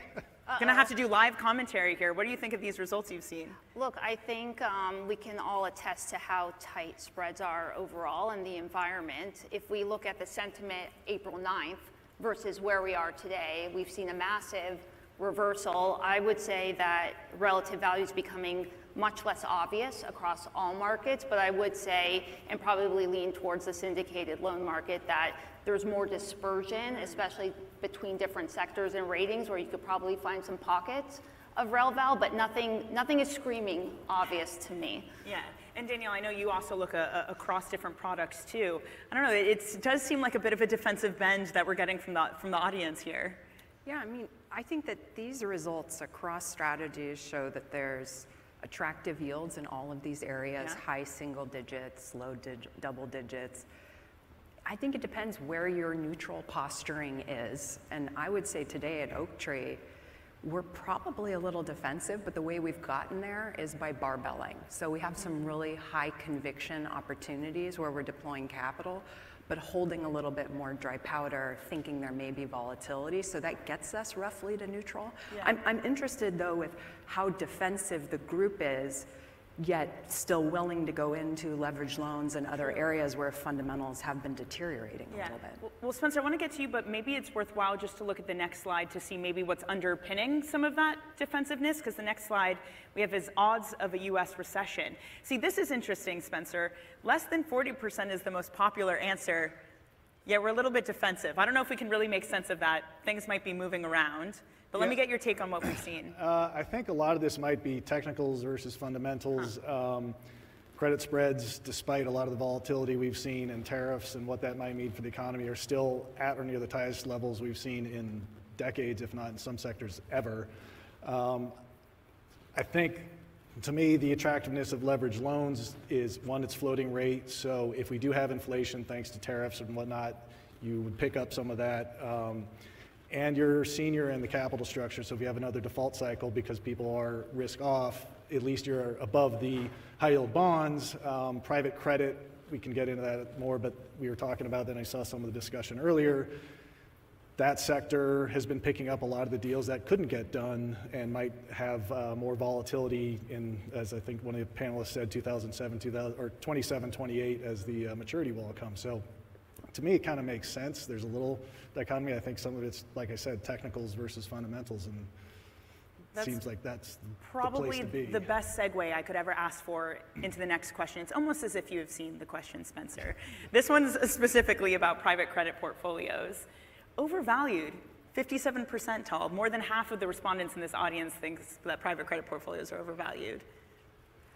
Look, I think private credit valuations are, like we heard in the panel earlier, there's less mark-to-market volatility. Yeah. There's different valuation methods. A lot of people do it quarterly or have third-party valuators versus the mark-to-market you're seeing when you're in a leverage loan or a high-yield bond. You're kind of wearing that friction daily. It would be interesting to see how these portfolios factor through what is the current or next cycle. And I'm sure deals that were underwritten at the height of 2021 M&A euphoria versus in the last 18 months might look a little bit different. Right, I mean, there is a lot of money backing private credit at this moment. We are maybe getting another test in terms of volatility, Danielle. Are we well positioned? Is private credit well positioned to weather the storm, or are there issues of being overvalued right now? I think, if you look at the market, there are older vintage private credit funds that were lending in a much different environment to companies that have capital structures where this high of rates doesn't make sense. I think Morgan Stanley quoted that around 15% of the market still in private credit has interest coverage less than 1, and that 40% have less than or have negative, free cash flow. So there are big tails in private credit, but it's also been a very attractive time to lend recently, knowing all of this, capturing the higher rates, and stepping in when the public markets were closed. Right. So I think the opportunity set's only going to grow and evolve, especially as companies need more complex capital solutions. Well, I think just the last question we have for polling too maybe underscores some of the risk amid the attractiveness. Where is the biggest default risk over the next 12 months? I'd love to get all your thoughts on this, but Spencer, let me start with you, because given what you were just saying, I feel you wouldn't be surprised by the fact that the majority are saying private credit is where the risk is. Yeah, I think kind of feeding on what Tal said is it's not been mark to market. Yeah. There's not as much liquidity. It's an asset class that hasn't really been tested in a major downturn. Yeah, we had COVID, but then the Fed just flooded the market, QE infinity, they're buying everything. There was so much cash out there that you didn't see a major default cycle. And so I think it's unproven. I'll age myself here, but I remember when all sorts of other markets opened up, credit default swaps, CLOs, the leveraged loan market. They grew like gangbusters until there was something that showed, hey, maybe there's a few issues here, we need to restructure how it's done. That hasn't happened with private credit yet. I suspect at some point there will be something. I don't think it's a fatal flaw, but it may be something that liquidity, as simple as that, in terms of testing that market. It hasn't happened yet. But I guess the question is if COVID wasn't the test, if this period of volatility isn't the test, haven't we gone through some tests, Tal, or are there still pockets of stress that really have yet to emerge? No, I think we have, and I think Danielle and Spencer both said things that resonate of like, the markets are constantly evolving and we have different variables today than we may have had in 08 or even 5 years ago. With that being said, there are many more tools and wrappers to kind of solve for products. So like on the earlier panel, when you're directly lending to a borrower and there may be an issue, then you have an opportunity to have a dialogue and there is the relationship there, versus I think someone said, corralling 27 lenders and getting everyone to agree, which is always tough. But also if you look at high yield, over 50% of the high yield index is double B, because you had all the fallen angels from COVID. So you actually have a very high quality index, which is so different than where we were 10 years ago. So I think it's a little bit of, you have dispersion across asset classes, and then I think within the asset classes, you're gonna see different sectors behave accordingly. We've been trying to figure things out since COVID, supply chain, liquidity, earnings, interest rate coverage deterioration. So I do think it's not a one size fits all answer. But I think it's like, the market continues to move as things evolve as well. Well, to that point, Danielle, I wonder if we're in this environment where there is more dispersion, where some of the normal indexes, some of the weaker things maybe are fallen angels, they've fallen out of those indices, or they've moved to private credit. If credit is still a canary in a coal mine, very multi-asset investors love to say everything's okay because credit spreads are still very benign. Is it the same indicator that it once was, given the reshape of the market? I think you have to look beyond credit spreads, to really think about the overall market and the opportunities that I mentioned, yields that are high today that make lending attractive, especially when the overall fundamentals are improving. We are seeing companies with lower leverage levels over the last quarter. First quarter earnings have been relatively strong in the face of tariffs and uncertainty. So I think the takeaway from that is that defaults probably stay relatively low across all those categories given the environment that we're in, and we'll need a much more material slowdown to see defaults pick up across the space. So it creates somewhat of this Goldilocks environment for us as lenders today. Is that slowdown a recession, or can you see something less benign and still have that impact? I think given the uncertainty, a lot of companies have been confused about what to do. They're pulling back on spending and CapEx. Maybe they're slashing advertising. They're putting a freeze on hiring. They're doing things that probably translate into slower growth in this wait and see period. So I wouldn't be surprised if there's softer data that comes out ahead. But I do think the market got a little bit more comfortable after today's CPI print, the recent jobs numbers. It's better than feared. I think it's going to take time, to also see the second, third order derivative effects of what has transpired more recently with tariffs. And you could say the economy has been slowing for some time already, and that we've been in a bit of a rolling recession through different sectors. And I actually saw a great chart the other week where it shows the upgrades, downgrades across high yield and leverage loans.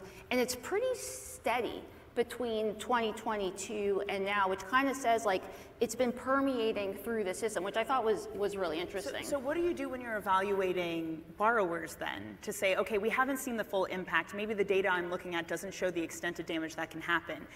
Has it changed how you're looking at some of these companies? I think we would all say in this room, from a credit perspective, durability of cash flow and fundamentals and underwriting, maybe more different severities of cases, but I don't think our North Star has changed at all in terms of how we look at fundamentals or companies. Yeah, Spencer, I'd love to get your take because you are evaluating companies day in, day out for the mothership, for Bloomberg as well.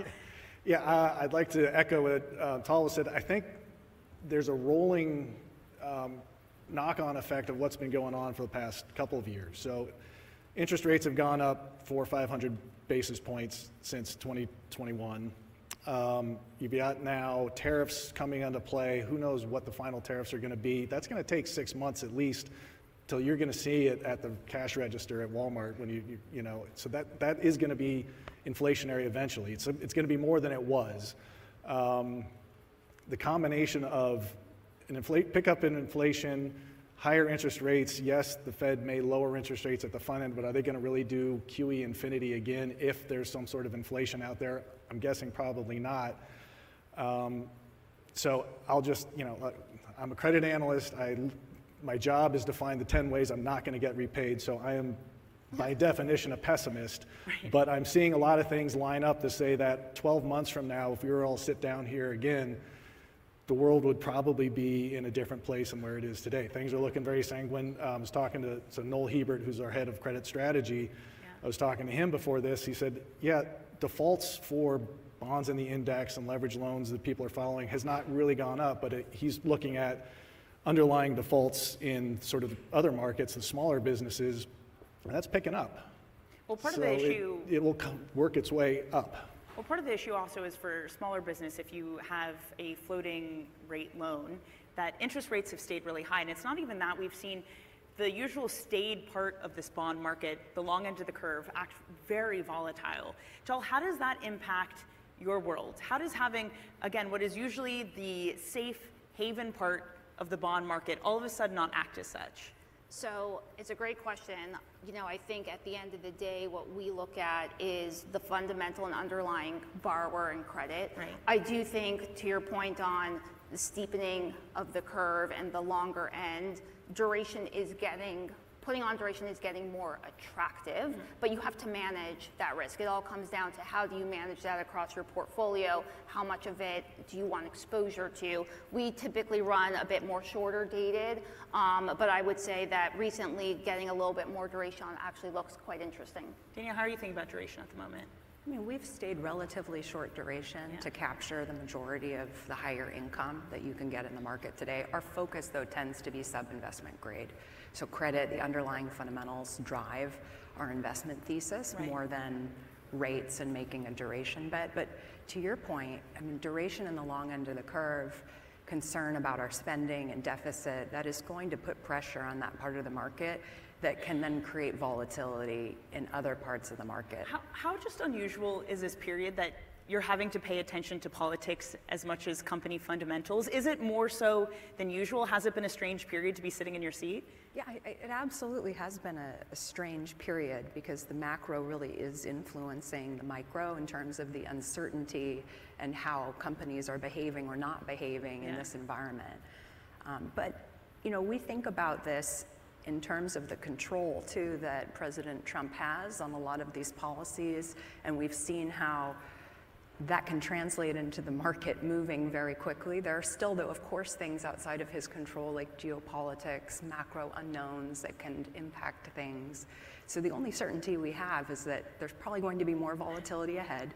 We need to be prepared to step in to those situations if we have a longer term view that credit is attractive right now, which we do. I think you have to be super nimble too, because to your point, like I do think we all know volatility will be persistent and it doesn't kind of announce itself when it comes, or unless there's a tweet. So I think that kind of poses, how are you set up also organizationally? How are you looking across the credit spectrum? You mentioned multi-asset. It seems like that's getting more popular and becoming more globally diversified as well, given you have opposite fiscal policies happening in different sides of the world, so people are pivoting a bit of their exposure, so that could probably add to some relative value opportunities. I mean, Spencer, this must be so true in your world where you look at a lot of energy companies. A tweet can change things for some of the companies that you analyze. Oh, absolutely. Sorry, a Truth Social, let me get that correct. Yeah, wherever it comes from. Yeah. You've seen energy or oil prices come down, natural gas prices are still high, but you're starting to see a differentiation between, you know, if oil stays at $60 a barrel area, some of the companies are going to be fine, others are not. And you're starting to see that dichotomy. I think Fitch just this morning came out and said we're downgrading our outlook for the entire energy sector because they're lowering their price outlook. They didn't come with any credit rating downgrades, but it's certainly a move in that direction. So yeah, policy changes, tweets, truths, will impact commodity prices that are going to impact not just energy, but you know, lots of other sectors that follow on. I think, to me, a lot of this is one way or the other. We're going through a global reset. Trade is changing. I don't know how it's going to end up, but it will not be the same as it was 2 years ago. Politics is changing. I don't know what it'll end up, but it's not going to be the same it was 2 years ago. And I was listening to a financial podcast, and the guy was like, look, if you're the CEO of a European-based company, you can no longer go in front of your board and say, I have major exposure to U.S. assets that are unhedged. 2 years ago, you could do that. Now you can't. I don't know what the ultimate outcome of that is. I don't think any of us know what the ultimate outcome of that is going to be, but I think the weight of it is possibly higher interest rates, less capital, and again, we could come back from a year from now and hold this again. I think we'd have an interesting discussion. We'll see. Danielle, do you find yourself also moving more away from the U.S., more to international markets, to the point of Spencer and Tal? Yeah, I think, you know, in our multi-asset portfolios, we are generally favoring Europe today. There's an attractive opportunity to get slightly wider spreads with generally similar, stronger fundamentals. And, you know, to your point around kind of cross-currency biases with, you know, our currency weakening here in the U.S., I mean, euro assets look better. You can lock that in if you want it as an investor, get a nice kind of bonus yield or carry trade. And then, of course, we have the macro outlook. ECB is in a very different place, kind of starting a rate-cutting cycle compared to the U.S., which should be good for fundamentals. I could go on and on, but the one thing to remember is that it's a much smaller market in Europe and what we do, and so the opportunity set's limited, and we're not seeing money flowing out of the U.S. into Europe per se.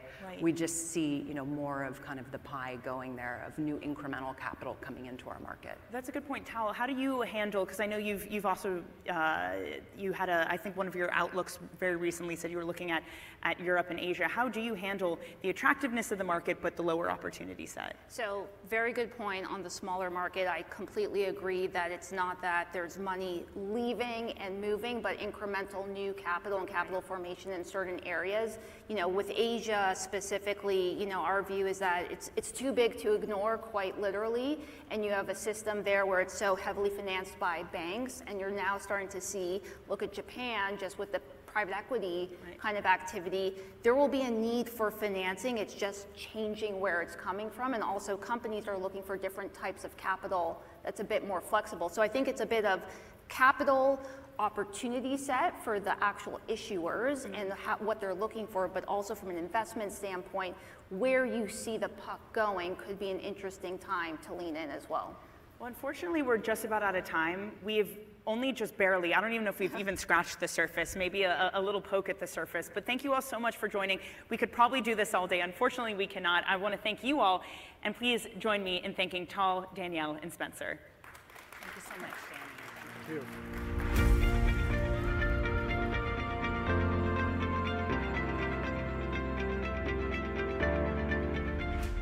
Well, it was a fascinating panel. I want to welcome to the stage someone who is known as the Bond King. He is the founder, chief executive officer, and chief investment officer of Double Line Capital. It is, of course, Jeffrey Gundlach. Please join me on the stage.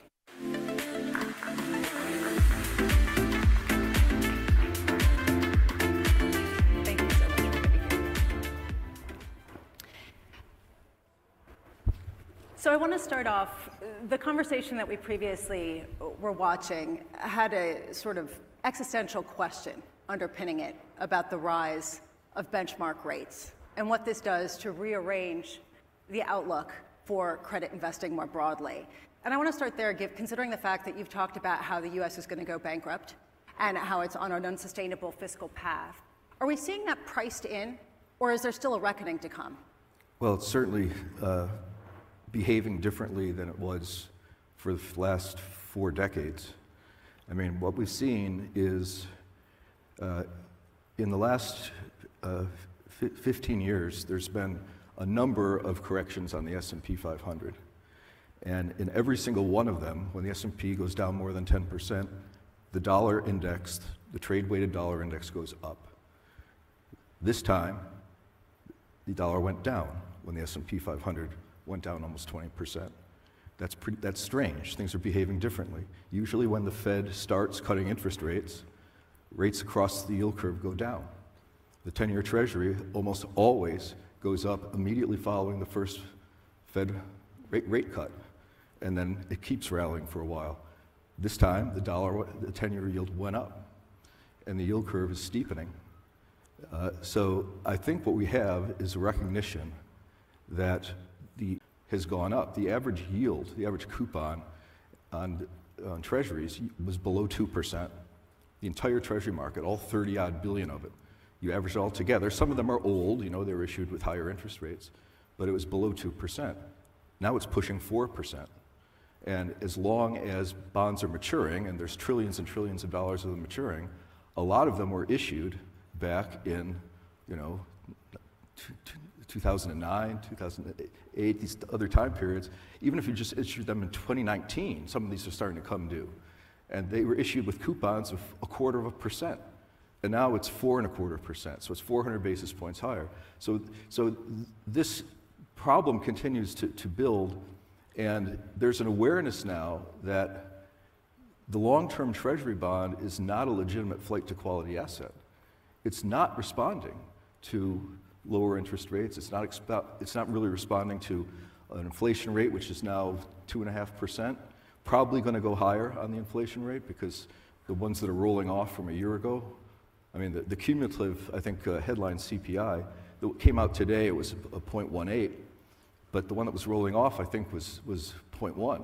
And if you do the next 2 months, those 3 months together, that quarter, the cumulative rise from a year ago was 0.1. So we're likely seeing the low point in near-term inflation.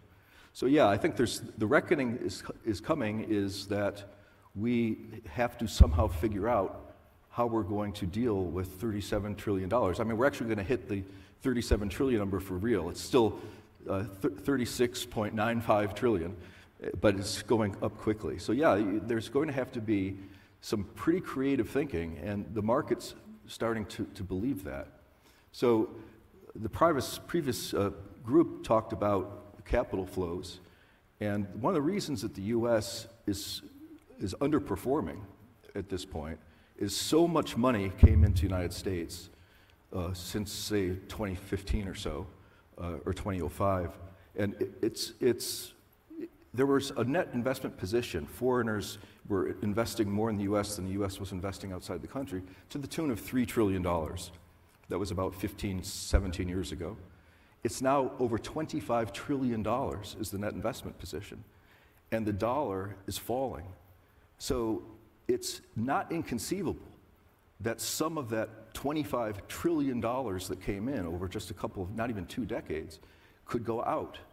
And so this is a moment where finally you have the setup where non-US investment, even if you're a dollar-based investor, you should be thinking about increasing your allocations to non-dollar investments. And it's already working. It's already working. So there's so much to unpack there. I want to talk about the idea that there could be this 25 trillion or some of it that moves Say away from the 5 US. trillion. Right, exactly, Yeah. whatever it is, Yeah. 3 trillion. You get trillions of dollars moving out of US assets. Yeah. How high or what kind of behavior do you have to see in the 30-year bond to like it again, given the fact that you've been very vocal I've been about thinking shorting about it? this for a long time, and I've come to the idea that as the Fed eases, and when the economy really does weaken more, the Treasury rate will continue to go up at the long end. And so for now, we're very uninvolved in the long-term Treasury bond. But there will come a moment where you have to pivot, because there's going to be a response. And I've got many ideas of what that response might be, but one of the leading candidates would be quantitative easing. So you get to a point where the rate is so uncomfortably high. What is that number? I'm going to guess 6%, where they say, this is going to be something that we're going to be running a $5 trillion budget deficit with all this bond issuance when we go into a recession. And so they'll pivot. I believe this is a sensible idea.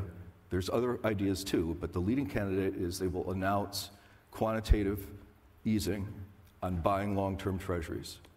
And when they do, you have to very quickly, and hopefully you do it the day before they announce it, but we don't have access to the day before stuff. That's for the primary broker dealers.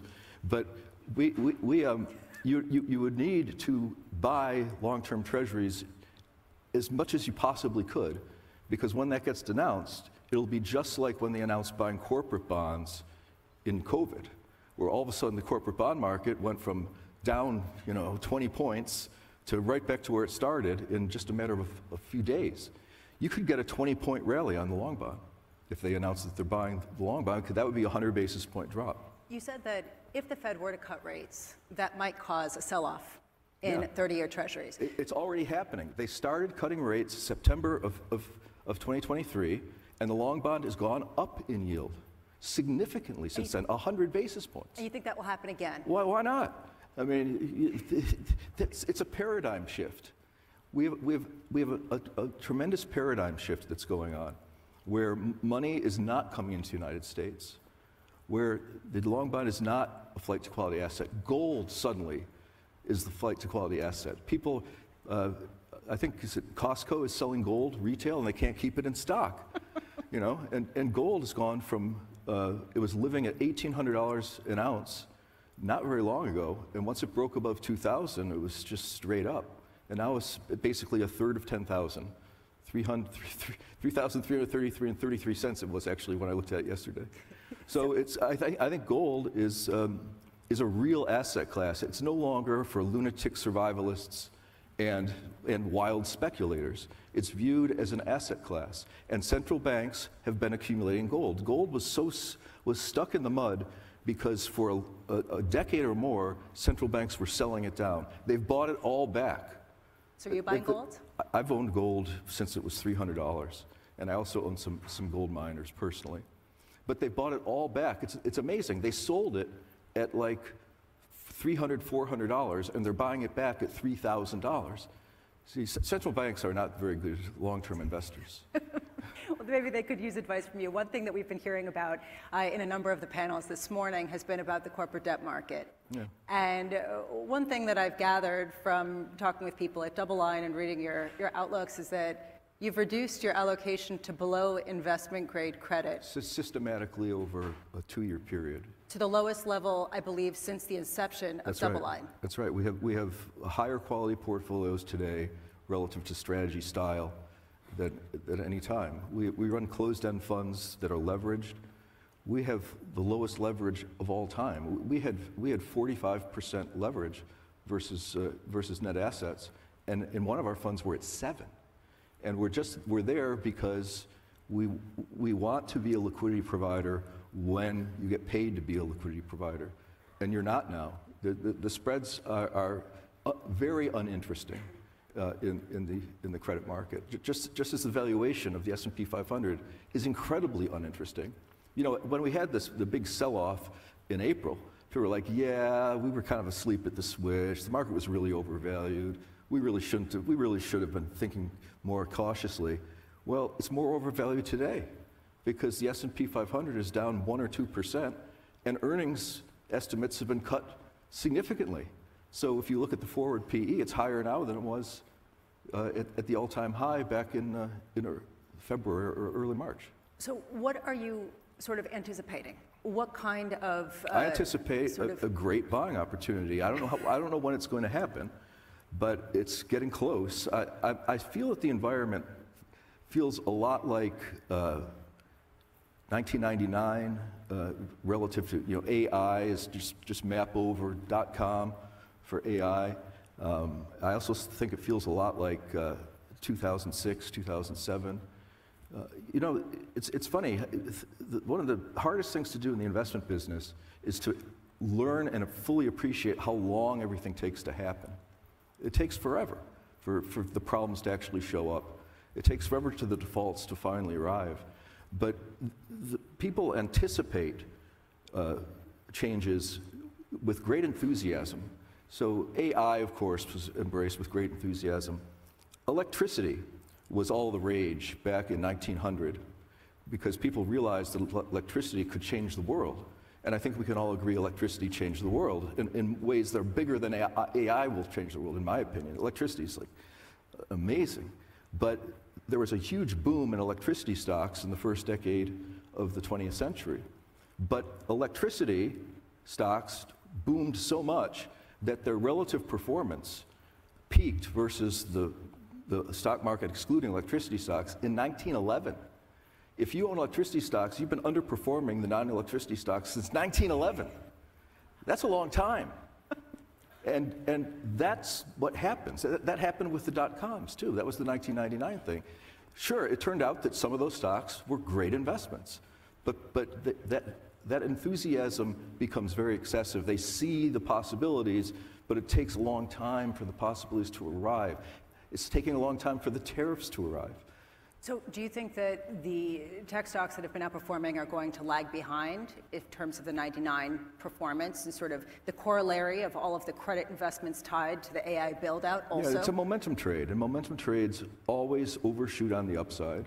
And then once the momentum's broken, the latecomers decide that their first loss is their best loss, and it turns into a seller's market. You talk about 2006, 2007. That's a credit event. Mm-hmm. And when we took that poll that my colleague Dani was pointing to, private credit seemed to be the spot where people expect defaults to really pick up. Yeah. Do you agree? Do you think that that's sort of the epicenter of some of the risk? Sure. The private credit is analogous to private credit today is analogous to the CDO market in the mid part of the OOs, where there's just tremendous issuance. There's tremendous acceptance. There's all kinds of, I was listening briefly to the private credit panel here, and there's a lot of phraseology that I heard that reminded me of CDO panels in 2006, 2007. Just complexity, illiquidity, I don't know, very large, tensions between investor classes. These things, private credit is extremely heavily invested in. You know, Harvard University, who has a $53 billion endowment, supposedly, they had to come to the bond market twice because they didn't have enough money. They have $53 billion and they can't pay for repairs. They can't pay for operating expenses. They came to the bond market looking for $2.5 billion. I think they got $1.5 billion. And then they came back again, and I think it was last week it was announced that Harvard is thinking about selling some of their private equity interests at a discount, obviously, because when you're a forced seller, you're not going to get your cost. And so there's a lot of overinvestment. When I speak to RIAs, you know, people that manage kind of higher net worth retail money, for the past 3-4 years, one of the very first questions, without exception, what about private credit? And I say, are you heavily invested in private credit? Yes, and everybody is. And I say, so, you know, what's the argument? And I was giving a speech down in Texas, and the woman before me was from a fund that's very heavily involved in private credit. And she basically gave a sales pitch for private credit, and it's basically a 3-pointed sales pitch, none of which of the points really sell me.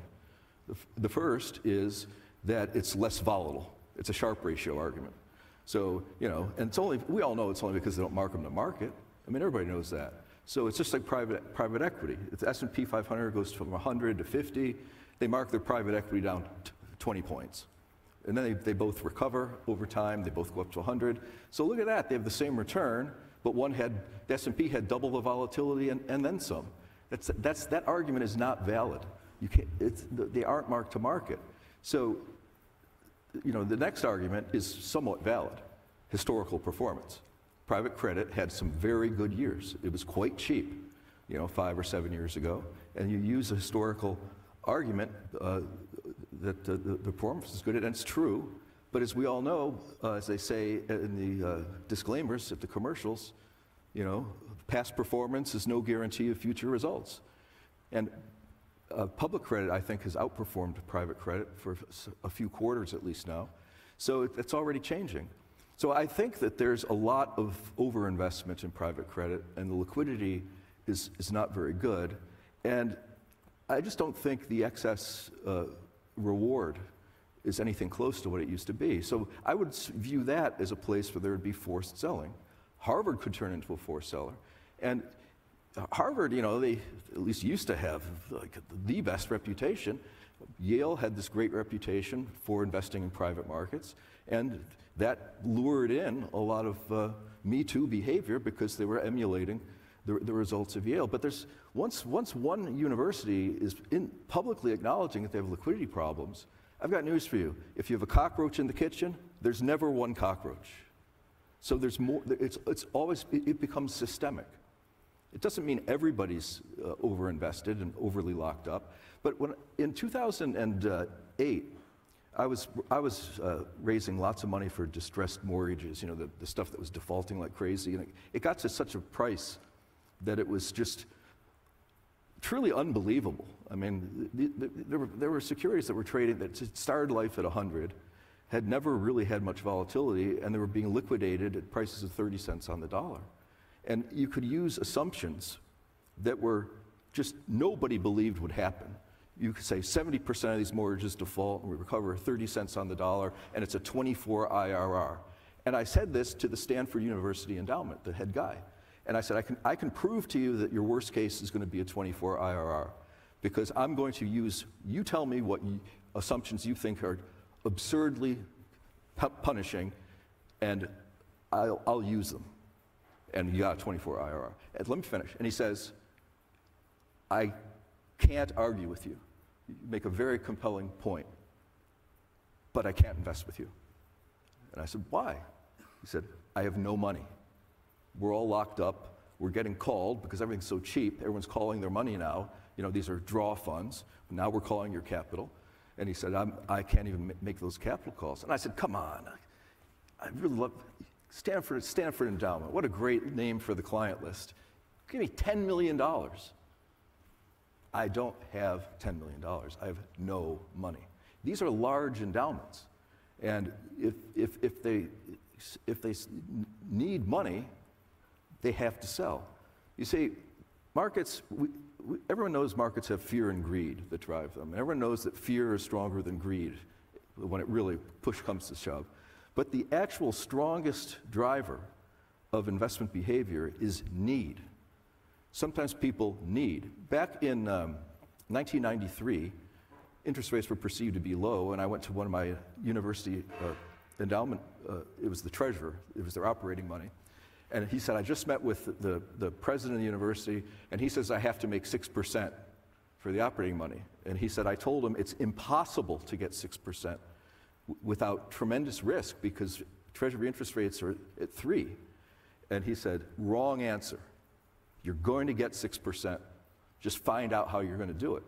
And of course, in 1994, interest rates went way up, and everybody that had done that sort of thing, like Orange County, California, there was a very famous default of Orange County, California. And, so there's need is very powerful, but it's bad enough when you make the determination. You say, I have this goal, the 6% goal, I need to make it, I'll give it a shot. But the other side of that is even more powerful when you're forced to sell. It doesn't matter what the price is. You don't have an option. If you have to sell to pay the bills, what are you going to do?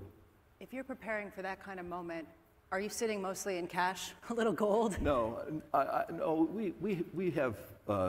We manage a lot of other people's money, and a lot of it is in the fixed income market. We're just protecting and waiting for much better opportunities. When I think about it, markets take the stairs up and the elevator down, which means they go up faster than they go down faster than they go up.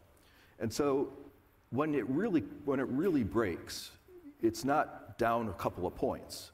Even what we saw in April, that's not a real break of the credit market. A real break of the credit market is bonds drop 30 points. And everyone thinks they're cheap, but they have to sell.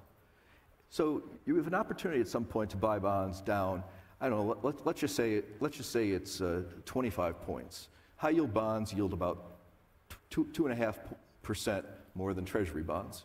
So if it takes 10 years for that 25-point opportunity, you're going to break even. And it's not going to take 10 years. It's not going to take 5 years. I believe, but the panel before me said I think is true. I think 27, 28 are likely to be a window of tremendous opportunity. Because I think by then, the treasury problem will be even more in focus than it is today.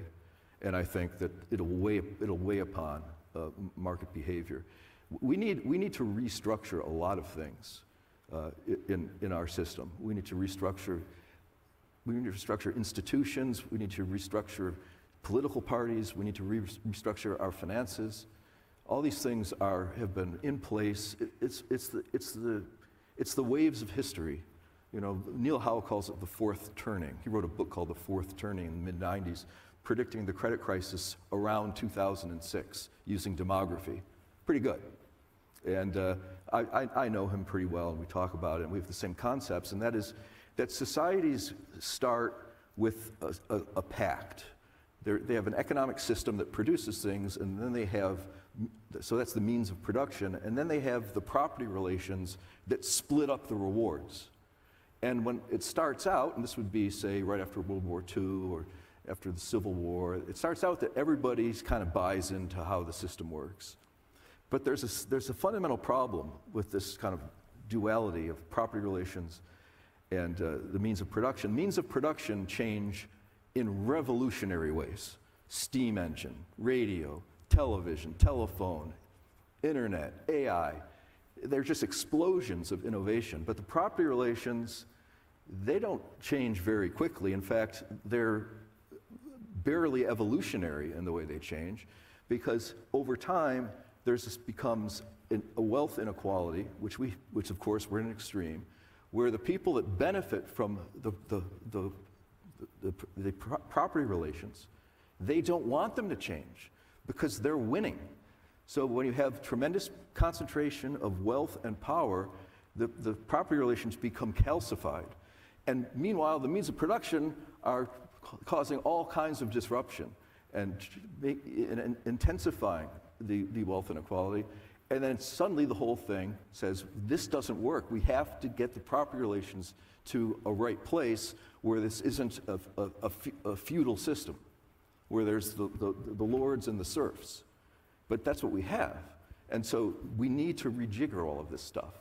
So, and the Treasury debt problem, the interest expense unaffordability, is another offshoot of all of it. It's all the same thing. It's that we need institutions that people believe in. We're almost out of time, and I could speak with you for an hour, but I want to finish with the idea that is this a United States problem or is this a global problem? Can you hide by going to invest in places like, say, Europe or Japan? You can hide to a certain extent. I don't think you can become immune. I think the way to invest in periods like this, I think, are to go with long-term themes.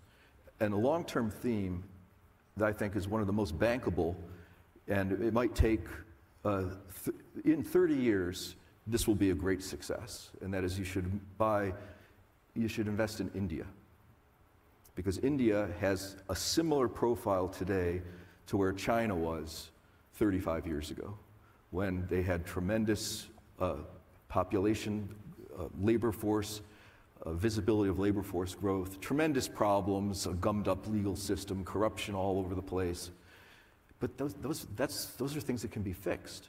And you see, but China went from 1/12 of the US GDP to 70–80% of US GDP, and they certainly produce more goods than the United States, so in a certain sense, they're bigger. Well, India has the same demographic outlook as China did then, and India has a benefit for supply chain being moved around, where manufacturing can come there. They're very technology. They have a long history of being, you know, a significant society. So I don't know how long it's going to take, but that's one that you buy and you just do yourself a favor and don't open the statement. Because if you do, when there's trouble, you're going to sell it, right? Because it'll be down 30%. So just hold it for your grandchildren's college fund, and that'll work. So there are places to hide, but I think gold is proven to be a source of growth. If you were a Bitcoin person, I would recommend instead of being a Bitcoin person, you would take the same unit of volatility by buying gold and leveraging it probably twice. See, it's interesting that gold has outperformed Bitcoin year to date, even though Bitcoin's done very well. And for the last 12 months, Bitcoin has outperformed gold, but they're both up 40+%. Those are the places to be. And then dollar-based investors should be investing in foreign currencies. The S&P 500 has stopped outperforming the MSCI Europe. And it's underperforming in a major way on a year-to-date basis. And that took a while to happen. But things always take longer than people think. But it's happening in real time. And the next one will be selected emerging market equities as opposed to the United States, because the emerging markets will have the same benefit broadly as India does most specifically, but you'll also win on the currency translation if you're a dollar-based investor. So we are, for the first time in a long time, starting to introduce foreign currencies into our funds, even ones that are owned by dollar-based investors. We're not all in. We want to see the dollar break through a certain trend line and resistance lines and stuff like that, but we're pretty close. Jeffrey Gundlach of Double Line Capital, thank you so much. It was a pleasure speaking with you. Thanks, everybody. Thank you so much. That was terrific.